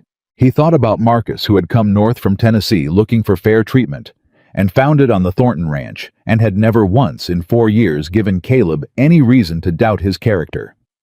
He thought about the particular kind of loyalty that grew between people who had both been underestimated by the same world. It's more than all right, he said. She uncrossed her arms. Jessup. Has to be. He picked the lock. There's no damage to the door. She was already moving through the cabin with careful steps, checking each disturbed surface. He was looking for papers. He knew exactly what he was looking for, and he knew roughly where someone might hide them. He's been watching the cabin. For days, probably. She stopped near the window. I should have moved faster. You moved fast enough, Caleb said. She turned to look at him. In the lantern light, her face was tired and sharp, and more determined than he had ever seen it, which was saying something because he had seen her be very determined. This changes things, she said. Whitmore isn't going to wait. He got Jessup to search the cabin because he's running out of patience. That means he's going to escalate. To what? To Marsh. She said it with the certainty of someone who has already thought 3 steps ahead. He's going to go to Marsh and push on those notes, not as leverage anymore as action. He wants me off this property, Caleb. Off this property and without resources and isolated enough that I can't fight him. Caleb stood very still. He's not getting that, he said. I know. She looked at him directly. But we need to move faster than 6 weeks. He was already thinking the same thing. I'll ride to the telegraph office at first light. Send a wire to Graves directly. Ask him to move the meeting earlier. Can he? I don't know, Caleb said honestly. But I'm going to ask. She nodded. Her hands had stilled now, the inventory complete, and she stood in the middle of her searched cabin with the careful composure of a woman who had made peace with the fact that nothing in her life had been simple for a long time and wasn't going to become simple now. Are you all right? He said. She looked at him for a moment. I'm angry, she said. Good. Is it? Angry is useful, he said. Angry means you haven't given up. Something moved across her face, a recognition like she'd heard something she understood all the way down. You speak from experience, she said. 11 years of it, he said. She almost smiled. Not quite, but almost. Go get some sleep, she said. You've got a long ride tomorrow.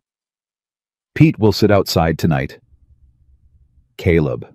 Pete will sit outside tonight, he said again, with the particular quiet finality that she had learned over these weeks, meant the matter was settled, and not because he was imposing his will, but because he was stating what was going to happen, and he was right that it should happen, and they both knew it. She looked at him for a moment. Fine, she said. He nodded and left her to it, but he didn't sleep. He sat in the dark of his own cabin and thought about Whitmore and Marsh and Jessup and the specific way men like that operated, not through strength, but through accumulated pressure, wearing a person down. The way water wore down, stone, making the cost of resistance just slightly higher every day until resistance stopped seeming worth it. He'd watched it happen to other people. He was not going to watch it happen to Elizabeth. The telegraph office in Harlan Creek opened at 7 in the morning, and Caleb was standing at its door at 6:55 with a message already composed in his head. He sent 2 wires, one to Arthur Graves and Helena Short and direct. Situation accelerated. Need earliest possible meeting. Can travel to Helena if needed. Thornton. One to a lawyer in Billings named Samuel Cross, who was not as well connected as Graves, but was local and fast, and had handled 3 of Caleb's property disputes over the years without losing once. He was riding back to the ranch when Denny caught him at the east gate, and from the look on Denny's face, the morning was about to get worse. Marsh came out himself, Denny said. Rode out an hour ago. He's in the yard talking to Miss Harper. Caleb turned Judge around without a word. Gerald Marsh was standing in the yard with his banker's coat and his careful expression, and the particular posture of a man who considers himself to be offering a courtesy by delivering bad news in person. Elizabeth was facing him from the porch steps, and she had her arms at her sides and her chin level, and the look of someone who has been waiting for this particular conversation and is not going to enjoy it, but is not afraid of it either. Caleb came into the yard at a controlled pace, not rushing, not performing urgency. He dismounted and handed Judge's reins to Denny and walked across the yard with his hands loose at his sides. Gerald, he said. Marsh turned. Caleb, I came to discuss a business matter. Then let's discuss it. Caleb stopped beside Elizabeth, not in front of her, beside her, a foot of space between them. What's the matter? Marsh looked between them once, cleared his throat. The bank has been reviewing its loan portfolio, and we have some concerns about the current terms of the notes on your eastern pastures. Given the current market, the notes are current, Caleb said. Yes. Yes, they are. But there's a provision in the original agreement that allows the bank to review terms when the risk profile of the secured property changes materially. Marsh's voice was careful, practiced. He'd prepared this speech. We've had some concerns raised about activities on this property that may affect its value and the bank's security interest. What activities? Elizabeth said. Marsh looked at her. Ma'am, this is really a matter between the bank and Mr. Thornton. I manage the financial records of this ranch, she said. If there's a concern about the bank's security interest in this property, I have a professional interest in understanding the nature of that concern. Marsh blinked. He hadn't expected that. He'd expected her to stand quietly and look worried. The concern, Marsh said after a moment, choosing his words with visible care, is that this property has become involved in a legal dispute originating in Colorado that could create liens or encumbrances affecting the bank's collateral position. There is no legal dispute originating in Colorado, Elizabeth said calmly. There are inquiries being made by a private attorney whose client has no valid legal claim against this property or against me. Those inquiries have no standing and would be dismissed immediately by any competent court. She paused. If Mr. Whitmore has represented to you that there is an active legal dispute, he has misrepresented the situation. Marsh stared at her. Caleb watched Marsh stare at her and felt something that was not quite pride, something more complicated than pride, something that recognized what she was doing and the precision with which she was doing it. I would be happy, Elizabeth continued, to provide the bank with documentation establishing the lack of legal standing for any Colorado-based claim on this property.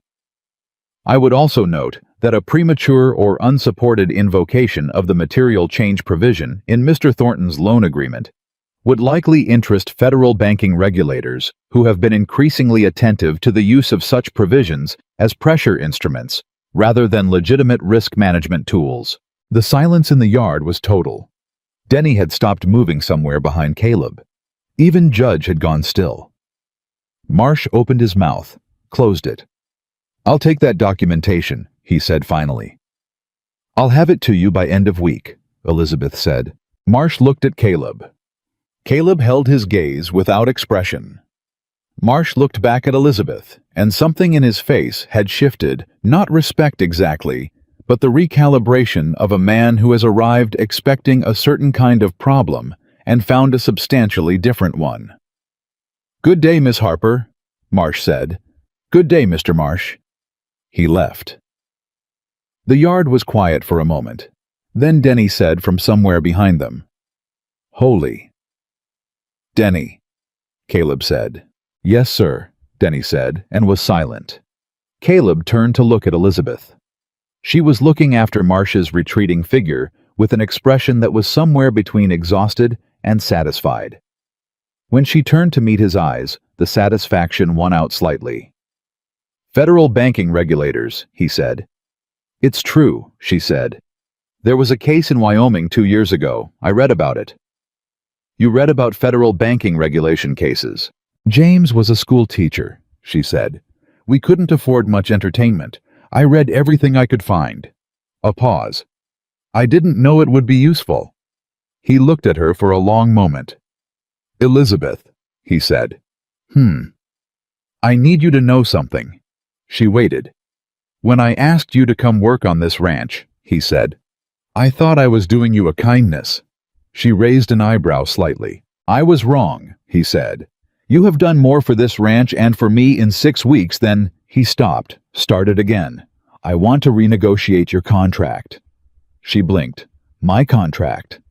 Your wage isn't right, he said. It was set based on what I thought you'd be doing, which was cooking and record keeping.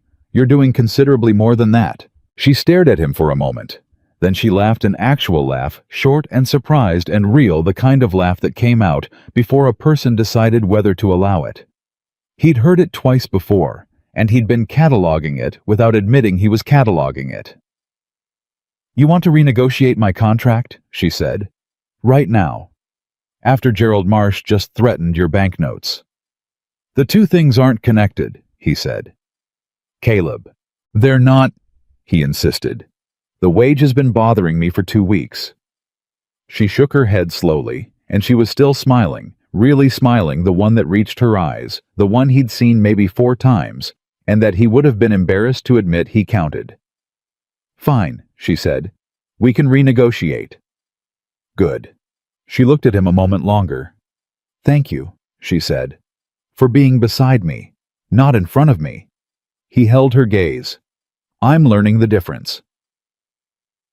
The reply from Arthur Graves came 48 hours later, which was fast enough that Caleb felt the first real loosening of the knot that had been sitting in his chest since Pete had knocked on his door in the dark.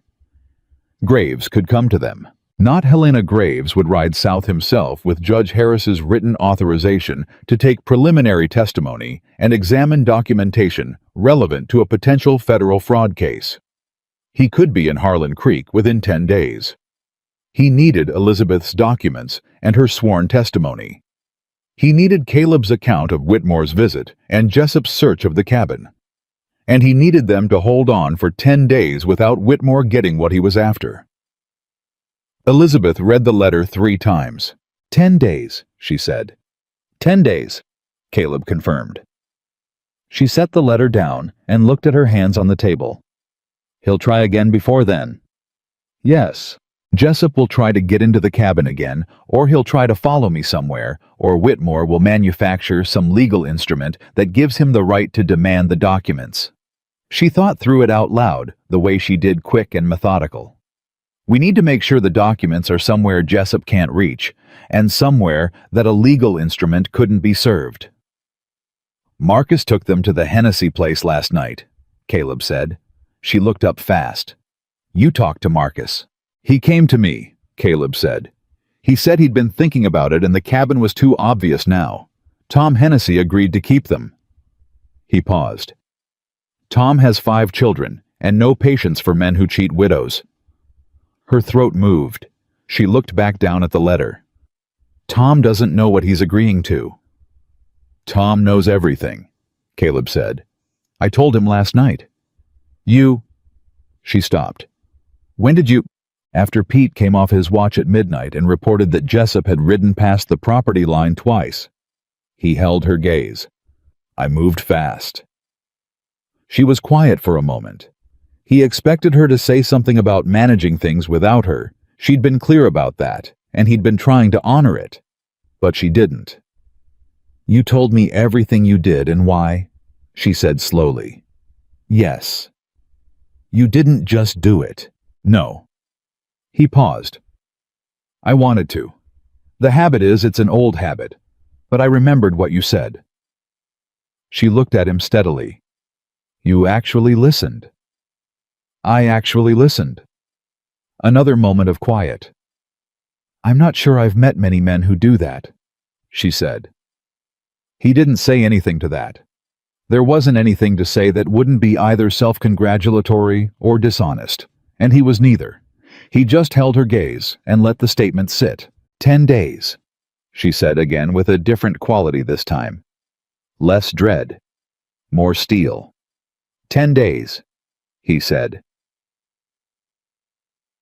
On the 5th day, Harlan Creek turned. Not all of it. Not cleanly. Small towns didn't turn cleanly.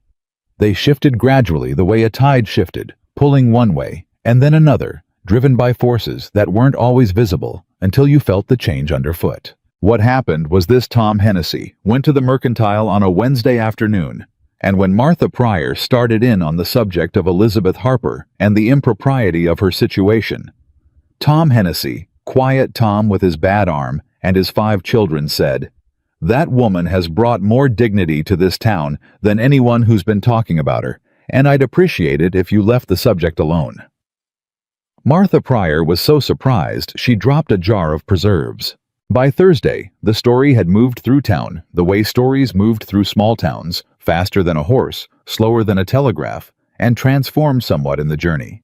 By the time it reached the livery stable, Tom had apparently said considerably more than he had, and by the time it reached the saloon, there was a version circulating that involved him pointing a finger at Martha Pryor and telling her to mind her own life. None of it was accurate. All of it was effective. On Friday, 3 of the ranchers' wives who had been carefully avoiding Elizabeth in the Mercantile made a point of saying good morning to her. One of them, Clara Delaney, whose husband's fence had crossed onto Caleb's land and whom Caleb had never once cited for it, stopped and asked after her health, with the particular warmth of a woman who was making a deliberate statement. Elizabeth told Caleb about it that evening, and he could see she didn't quite know what to do with it. "People change their minds," he said. "About women like me," she said. "People don't usually change their minds. Tom Hennessy does." She was quiet for a moment. "Why did he do that?" "Because he's a good man, and he's been watching what you are and what Whitmore is," Caleb said.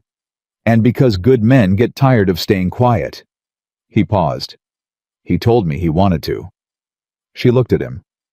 "Did you ask him?" "No." "Are you sure?" He almost smiled. "I'm sure." She folded her hands on the table. Something was moving in her face, emotion that she was managing with her usual control, just slightly less successfully than usual. Her eyes were brighter than they should have been for a conversation about town gossip. "Nobody has done that for me before," she said. "Stood up for me in public, without my asking, without something in it for them. Tom has 5 kids to feed," Caleb said quietly. "And for 3 years, somebody has been making sure they had flour and salt when the money ran short. He didn't tell me that was why. He didn't need to." She looked at him for a long, searching moment. "You've been holding this town together quietly for years," she said. "And none of them knew it was you. Some of them knew, and now one of them stood up for me because of it." She held his gaze. "Do you understand what you've built here, Caleb? Not just the ranch. The web of it. The way people in this valley depend on each other because of the way you've moved through it." He shifted slightly under that. It was too much being seen that precisely. He wasn't sure he had the composure for it. "I just did what was right," he said. "I know," she said softly. "That's what I'm talking about." The silence between them was different again. Every silence between them had its own quality, now its own specific weight, and this one was heavy in a way that had nothing to do with dread. It was the heavy of something that had grown too large for the space it was being kept in. She broke it first, but not in the direction he expected. "Tell me something you've never told anyone," she said. He blinked. She was looking at him directly, the way she looked at everything without apology, without the careful angling away that most people used when they were approaching something real. She just looked right at it. "I'm serious," she said. "We've been talking around a great many things, and I'm tired of talking around them." She paused. "Tell me something true that you've kept to yourself." He was quiet for a long moment. Then he said, "I talk to Rose sometimes, at the place where the barn was." He didn't look away from her. "Not out loud, but when I'm there's something I tell her, have been telling her for years." Elizabeth waited. "I tell her I'm sorry I let the land take everything," he said. "I tell her that I built all of this after the fire, and I don't know if it was for her memory or because I didn't know what else to do with myself." He paused. "I tell her I'm afraid it was the second thing." The kitchen was very quiet. "And lately," he said, "I've been telling her something different." He stopped. "You don't have to," Elizabeth started. "I've been telling her that I think I might want to stay," he said. She went still. "Not for the ranch," he said. "Not for—" He stopped again, and then he did something he almost never did, which was, keep talking when stopping would have been safer. "I've been telling her there's a woman who looks at me like I'm not the mountain wolf. Like I'm just a man who got lonely and kept working and ended up with more land than he knew what to do with and not enough people in it." He held Elizabeth's gaze. "I've been telling her that woman makes this place feel like something it hasn't felt like since before the fire." The word home hung in the air between them, unspoken, filling the space where it would have been. Elizabeth Harper, who had walked into a town that didn't want her with her chin up and her eyes clear, and 2 years of exhaustion behind them, sat across from him and said nothing for what felt like a very long time. Then she reached across the table and put her hand over his. Not grasping, not dramatic, the same way she'd touched his arm on the porch steps, steady and warm and direct the way she was, everything. "I hear you," she said. 3 words. Simple, but the way she said them meant she had heard all of it, the fire, and Rose and 11 years of silence, and the careful, costly act of saying anything at all. He turned his hand over beneath hers. She let him. On the 7th day, Jessup made his second move. He didn't go for the cabin this time. He went for Elizabeth directly. She was walking back from the Hennessy place in the late afternoon she'd taken to visiting Clara Delaney, who lived nearby in a friendship that had grown naturally out of Clara's Wednesday morning greeting when Jessup's horse came up behind her on the road. He didn't touch her. He wasn't stupid enough to touch her. He pulled his horse alongside her and kept pace and talked. "Mrs. Harper," he said. "We haven't been formally introduced. My name is Cord Jessup. She kept walking. I know who you are. Then you know I work for people who get what they want. I know you work for a man who forged a dead man's signature, she said evenly. I'd choose my employers more carefully if I were you. Jessup was quiet for a moment. You've got some nerve for a woman who's got nothing left to lose. That's where you're wrong, she said, still walking, not looking at him. I have a great deal left to lose. The difference between you and me is that I know what I'm fighting for, and you're just collecting a wage. You could make this easier on yourself, Jessup said. Give up the documents. Get yourself a fresh start somewhere. Whitmore doesn't have connections. You're young. You've got options. She stopped. She turned and looked up at him on his horse. The afternoon light was behind her, and she didn't squint. Just looked at him with that clear, direct regard that didn't know how to pretend things were other than what they were. Get off this road, she said. I'll be at the Thornton Ranch in 10 minutes, and if you're behind me when I get there, you'll find yourself explaining your employer's business to a federal land commissioner. She paused. He arrives in 3 days. She watched the information hit. She watched Jessup recalculate. She turned back around and walked. She didn't look back. She told Caleb as soon as she got to the yard. All of it exactly as it had happened. He listened without interrupting, which she'd learned was how he listened to everything, and then he was quiet for a moment, and she could see him working through the implications with that slow, methodical mind of his. 3 days, he said. I told him 3 to buy a day. Graves arrives in 4. Caleb looked at her steadily. You lied to Jessup. I abbreviated the timeline, she said. The corner of his mouth moved, just barely. Elizabeth. He needed to think Whitmore was out of time, she said.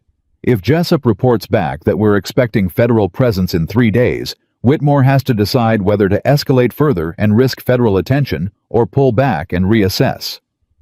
She met his eyes.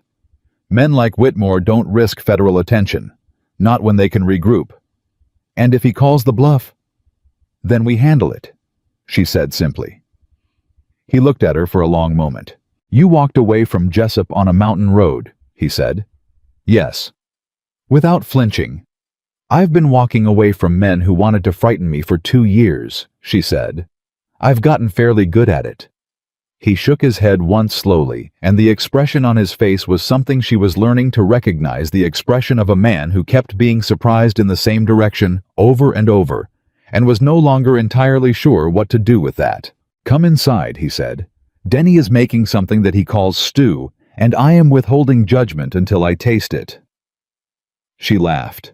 It came out easy and real, and she felt the weight of the last 7 days lift just slightly in the sound of it. He heard it, she could see that he heard it, and that he filed it away somewhere, the way he filed everything about her carefully, in the specific way of a man who was beginning to treat the details of a person like something worth keeping. She followed him inside. 4 days. She could hold on for 4 days. What she couldn't quite hold on to was the pretense that after those 4 days after Graves and his testimony, and the letters that would undo 11 years of Richard Whitmore's careful fraud, after all of that was settled and done, she could pretend she was going to walk away from this ranch and this man and this place that had given her back herself. She wasn't sure when that had become true. She suspected it had been true for longer than she was ready to admit. Graves arrived on a Thursday. He came alone, which Caleb hadn't expected, and he came on a good horse, which he had. Arthur Graves was 61 years old, and had the lean, weathered look of a man who had spent his career moving between courtrooms and wilderness and had made peace with both. He had sharp eyes and a quiet manner, and he shook Elizabeth's hand when they were introduced, the way he shook Caleb's hand direct, without the slight modification that most men applied when they were shaking a woman's hand, the half-second softening that communicated something about what they thought her hand could take. Elizabeth noticed. Caleb noticed her notice. They sat at the kitchen table, all 3 of them, and Graves listened for 2 hours, without interrupting except to ask precise, narrow questions that told Caleb he had already done considerable preparation before riding south. He had the letters spread in front of him, the originals that Elizabeth had kept in Kansas City, which her mother's cousin had sent by express the week prior, arriving 2 days before Graves himself. He handled them carefully, reading each one twice, cross-referencing dates against the timeline Elizabeth had laid out. When he was finished, he sat back in his chair and was quiet for a full minute. "The codicil was filed in October of 1884, he said. "Yes," Elizabeth said. "James Harper wrote this letter." He touched one of the pages carefully, in September of 1884, 5 weeks before the codicil was supposedly signed. In this letter, he explicitly tells his brother that the estate goes to you, and that this is his final decision. Yes, and in November of 1884, 3 weeks after James Harper died, Richard Whitmore filed the codicil in probate court and presented it as the controlling document. Yes. Graves looked at her. "You've been carrying this for 2 years." "Yes," she said, and her voice was even, but her hands on the table were very still, in the way they got when she was working to keep them that way. Graves looked at Caleb. "You understand what we're working with here." "I understand it's not just an estate dispute," Caleb said. "What it is," Graves said carefully, "is evidence of fraud upon a probate court, potentially forgery, perjury. And because Whitmore practiced across 2 territorial jurisdictions, while doing it, there's a federal dimension that Judge Harris has been wanting a clear case to address for 3 years. He paused. "This is that case." The kitchen was very quiet. Elizabeth said, "What does that mean, practically?" "Practically it means I ride back to Helena tomorrow with these letters and a sworn statement from you and one from Caleb documenting Whitmore's conduct here, and I put them in front of Harris." Graves met her eyes steadily. "It means Whitmore is going to have a very bad autumn. It means the Harper estate proceedings will be reviewed and very likely overturned. And it means that if James Harper's brother had knowledge of the forged codicil, if he participated in it, he will be facing his own set of problems." Elizabeth took a slow breath. "And my land. If the codicil is invalidated, the estate reverts to the original will." Graves was careful. "I cannot promise outcomes. I can tell you what the evidence supports, and that Harris is a man who follows evidence." He paused. "But I would not have ridden 4 days south if I didn't believe in this case." She looked at her hands for a moment, then she looked up. "What do we do right now? Tonight?" "Tonight," Graves said, "I need your written statement. Everything from James's death through Whitmore's arrival in Harlan Creek. Everything Jessup said to you on the road. Everything Marsh said in this yard." He reached into his coat and produced a leather folio. "I'll take it tonight and sign it before I leave tomorrow. Caleb, I'll need the same from you." "You'll have it," Caleb said. "And Miss Harper." Graves set the folio on the table between them. "Whitmore is going to know what's happening within days of my return to Helena. He has connections, and he will use them. For a period of time, possibly weeks, possibly longer, you may face additional pressure." "I know," she said. "You're prepared for that." She looked at Graves steadily. "Mr. Graves, I've been prepared for that since I left Colorado.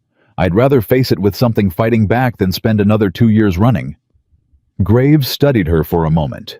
Then he looked at Caleb with the expression of a man making an assessment he hadn't necessarily come intending to make. "All right," he said. "Let's get to work." They wrote until midnight. Caleb's statement came easier than he expected. He had the kind of memory that retained specific dates and exact words, and the precise sequence of events, and Graves guided him through it, with questions that pulled out details Caleb hadn't thought were significant, but that Graves received with a particular stillness that meant they were. Elizabeth's statement took longer, not because she was uncertain. She was precise and clear and exhaustive in a way that told Caleb she had been rehearsing this testimony in her head for 2 years, had been building the case in her own mind long before there was anyone to bring it to. It took longer because there was more of it. 2 years of being told she had no legal standing.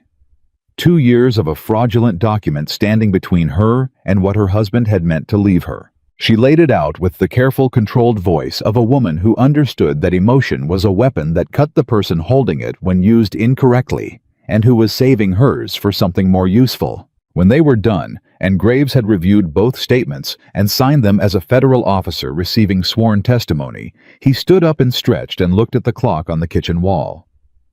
"I'll ride at first light," he said. "There's a spare room," Caleb said. Graves nodded once. He looked at Elizabeth. "You did the right thing keeping those letters."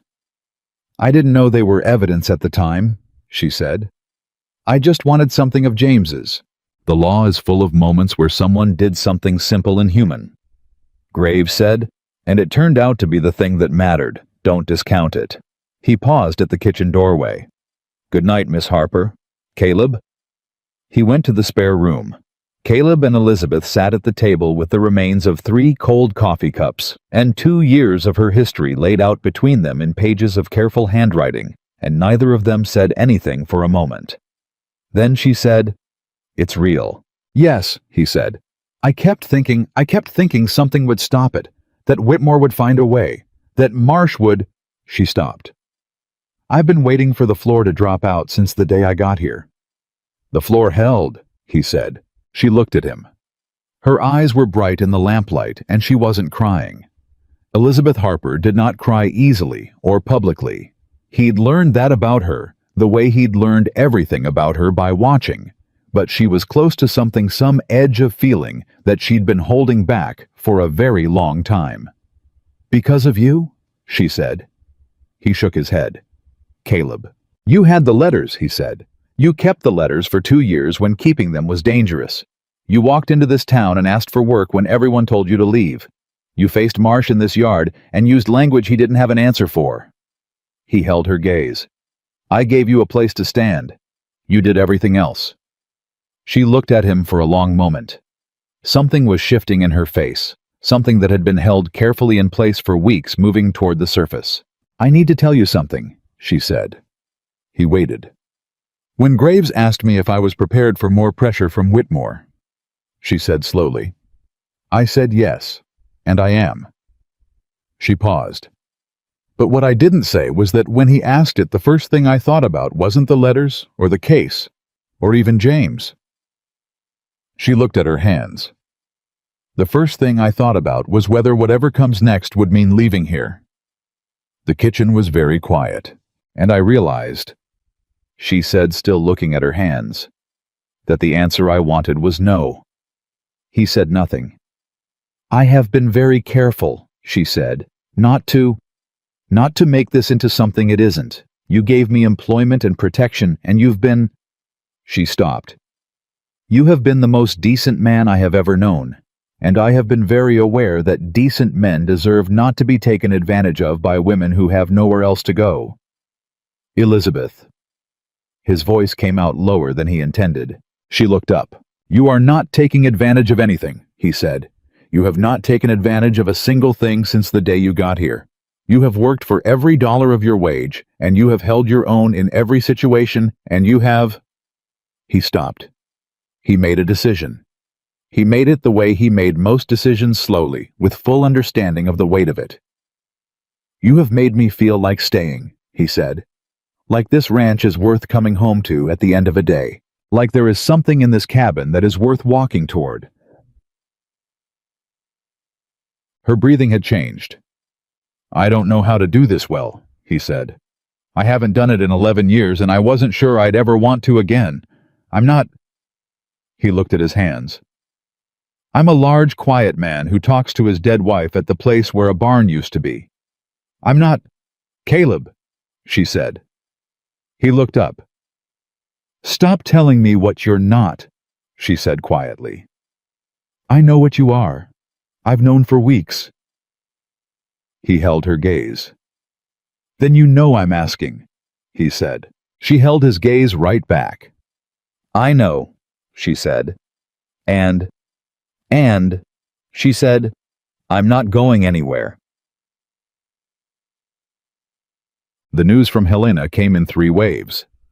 The way significant news always came, the first wave being the most fragmentary and the most urgent, the second filling in what the first had left out, and the third arriving after everyone had already adjusted to the new reality, and serving mostly as confirmation. The first wave came 2 weeks after Graves rode north. A telegraph from Helena addressed to Caleb, short and direct in Graves's style. Harris reviewed materials. Whitmore issued summons. Federal fraud inquiry open. Hold position. Caleb read it twice in the telegraph office, then rode back to the ranch at a pace that alarmed Denny. Elizabeth read it standing in the yard, and he watched the 2 years fall off her shoulders in the space of about 4 seconds. She didn't cry. He'd stopped expecting her to. What she did was look up at him with those clear, direct eyes and say, "It's working." "Yes," he said. "He'll fight it." "Yes." "It could take months." "Yes." She looked back at the paper. "I don't care," she said. "I don't care how long it takes. He's not going to make it disappear now." She looked up again.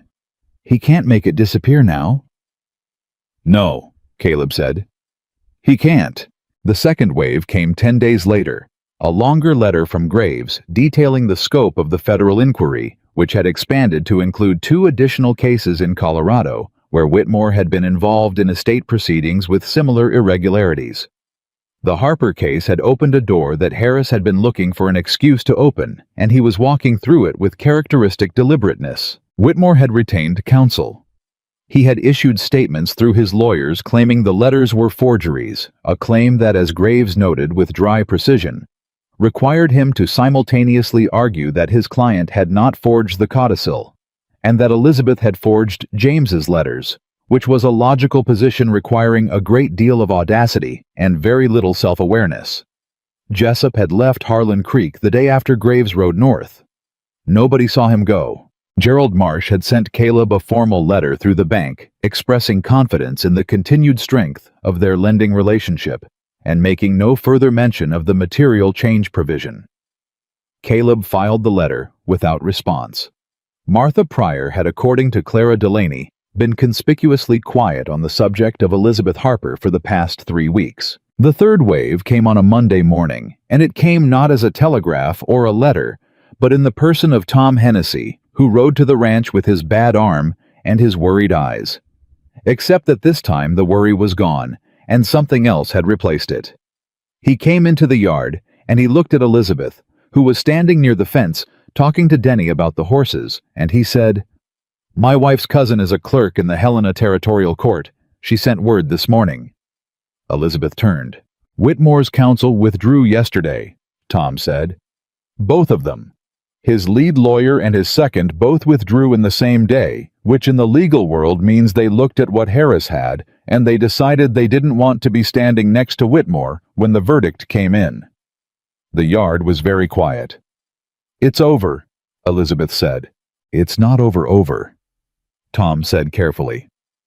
"There's still proceedings, but a lawyer doesn't leave a paying client in the middle of a federal inquiry unless they think that client is going to lose badly and publicly. They withdrew because they could see where it was going." He paused. "My cousin says the word in Helena is that Harris is about to issue findings. And when Harris issues findings, they stick." Elizabeth put her hand on the fence post beside her. Just rested it there, like she needed something solid. Caleb watched her. She stood that way for a long moment. Then she straightened, and the hand came off the post, and she looked at Tom with an expression that was trying very hard to be composed, and only mostly succeeding. "Thank you, Tom," she said. "For everything. For Martha Pryor and for the letters and for—" "You don't need to thank me," Tom said. "I do actually," she said. Tom looked at her for a moment. Then he looked at Caleb, and the look was the look of a man communicating something without words in the specific way that men who have worked alongside each other communicate, direct and economical and perfectly understood. Caleb nodded once. Tom touched the brim of his hat and rode home. 10. It was Denny who said the thing that needed saying because Denny was 19 and hadn't yet learned the art of keeping things to himself, and on this particular afternoon, Caleb was grateful for that. They were in the barn, the 3 of them, Caleb and Denny and Marcus, and the conversation had been about Juniper, who was fully recovered and moving through the barn with the easy confidence of a horse that had been properly cared for and knew it. But then it wasn't about Juniper anymore, because Denny had the look again. "Say it," Caleb said. "She's going to leave," Denny said. Marcus, to his credit, said nothing. He just kept his hands on the tack he was working and kept his eyes down, which was his way of making it clear that he was listening, while also making it clear he wasn't going to jump in either way. "She has property to go back to," Denny said. "In Colorado. When Harris rules and the estate is restored, she'll have her husband's land. She'll have somewhere to go." He wasn't being cruel about it. He was being young, which sometimes produced the same directness. "She came here with nothing. She won't have nothing anymore. And she's the kind of woman who will want her own place." Caleb stood beside Juniper and said nothing. "I just think," Denny said, with the slightly more careful tone of a young man realizing he may have walked into something. "I just think that if you don't say something, she might think you're ready for things to go back to how they were, before she came." "And you think I'm not," Caleb said. Denny met his eyes. "I think you're not." Marcus looked up from the tack, just briefly, just long enough. Caleb looked at his hands. The same hands he'd looked at 100 times in this barn.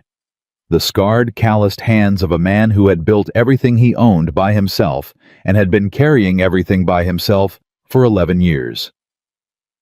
"She said she wasn't going anywhere," Caleb said. Denny blinked. "She said that, yes. When? That's between her and me," Caleb said. Denny looked at Marcus. Marcus looked at Denny. Something passed between them that Caleb didn't need to see to understand. "Oh," Denny said with a great deal of feeling packed into one syllable. "Get back to work," Caleb said. "Shannon." He found her at the north cabin that evening, sitting on the porch, the way she sometimes did at the end of the day, not reading, not working, just sitting with a cup of cooling coffee and the last of the summer light and her own thoughts. She looked up when she heard him coming, and something in her face settled in the particular way it settled when it was him and not someone else. He stopped at the bottom of the porch steps. "Denny thinks you're going to leave," he said. She tilted her head slightly. "And what do you think?" "I think you told me you weren't going anywhere." He held her gaze. "I'm asking if that's still true." She looked at him for a long moment. "Why wouldn't it be?" "Because you're going to have your land back," he said. "Your husband's property, your own place. You came here with nothing, and you'll have something, and a woman who has her own something doesn't need to stay on someone else's ranch." "You're right," she said. "She doesn't need to." The word need sat between them. "Elizabeth," he said.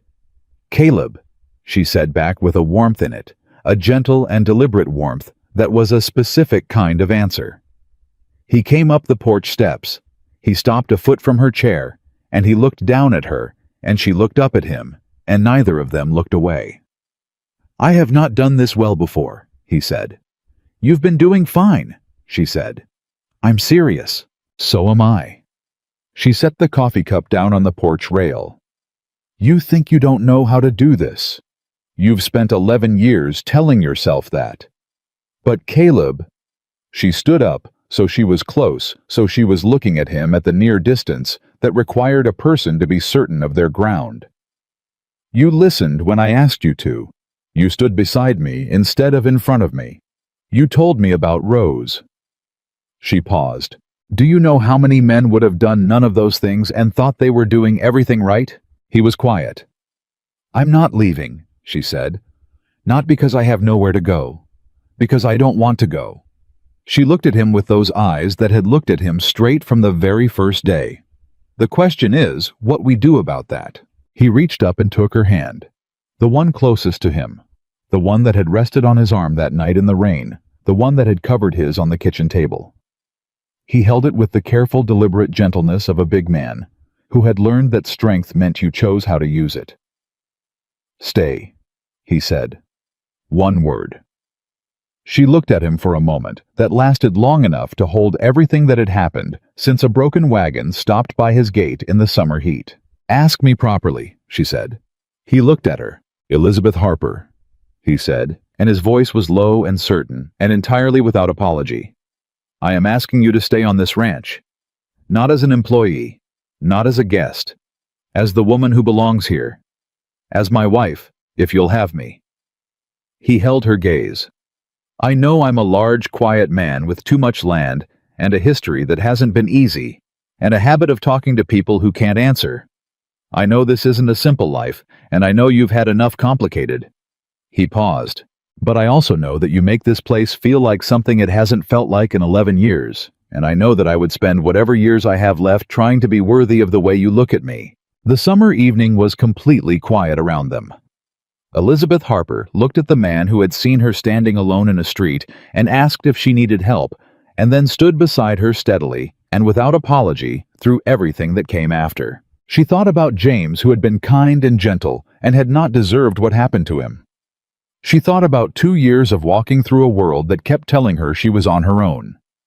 She thought about a barn at midnight and a bear lumbering back into the dark, and a voice saying, "Can you smell it?" and both of them standing their ground without either of them suggesting the other one leave. She thought about what it meant to fight beside someone instead of alone. Yes, she said. Not dramatically, not with ceremony, just yes, clear and direct, and certain the way she said everything. He let out a breath that she understood had been held for considerably longer than this conversation. Then he did something she hadn't expected. He brought her hand up and pressed it once briefly against his chest, just above the heart, in the gesture of a man who didn't have words for the size of what he was feeling, and had found the most direct way he knew to show it. She put her other hand there too. They stood on the porch of the north cabin in the last of the summer light, and it was not a fairy tale, and it was not the end of anything that needed to be resolved. Whitmore's proceedings would run their course. The Colorado land would take time. There were accounts to reconcile and horses to care for, and a fence on the north pasture that still needed 3 new posts. The ranch didn't stop being the ranch. Life didn't stop being life, but it stopped being empty. Arthur Graves's final letter arrived 6 weeks later, in the first cool days of autumn, when the mountains had begun to turn, and the morning air carried the first memory of the coming cold. Harris had issued his findings. The codicil was fraudulent. The evidence of James Harper's letters was held to be conclusive. Richard Whitmore was facing federal charges of fraud and perjury, with a third charge being considered based on evidence that had emerged from the 2 additional cases his inquiry had uncovered. His license to practice law in any federal territory was suspended pending the outcome of the criminal proceedings. James Harper's brother had entered into cooperation with federal investigators. The Harper estate, as originally constituted under the will, was restored. Elizabeth read the letter at the kitchen table with Caleb across from her, and her coffee cooling the same as it always did. And when she finished, she set it down and looked at the table for a long moment. "It's done," she said. "Yes," he said. She looked up. "I have land in Colorado." "Yes?" "I have no intention of going to it." "I know. But it's mine," she said. And in those 2 words was everything that a woman carries when the world has tried to take what belongs to her and she has fought to get it back. Not triumph exactly, something quieter and more lasting than triumph. The particular satisfaction of a thing restored.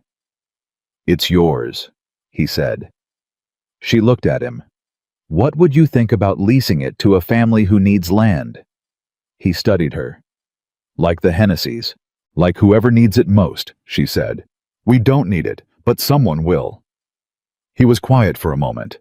He thought about flour and salt delivered before dawn to a family with 5 children and a father with a bad arm. He thought about the particular way that people who had been without something understood the weight of giving it. "We can look into it," he said. The word we landed between them like it had been landing for weeks now, easy and certain, and without fanfare the most natural word in the room. She smiled. The full one.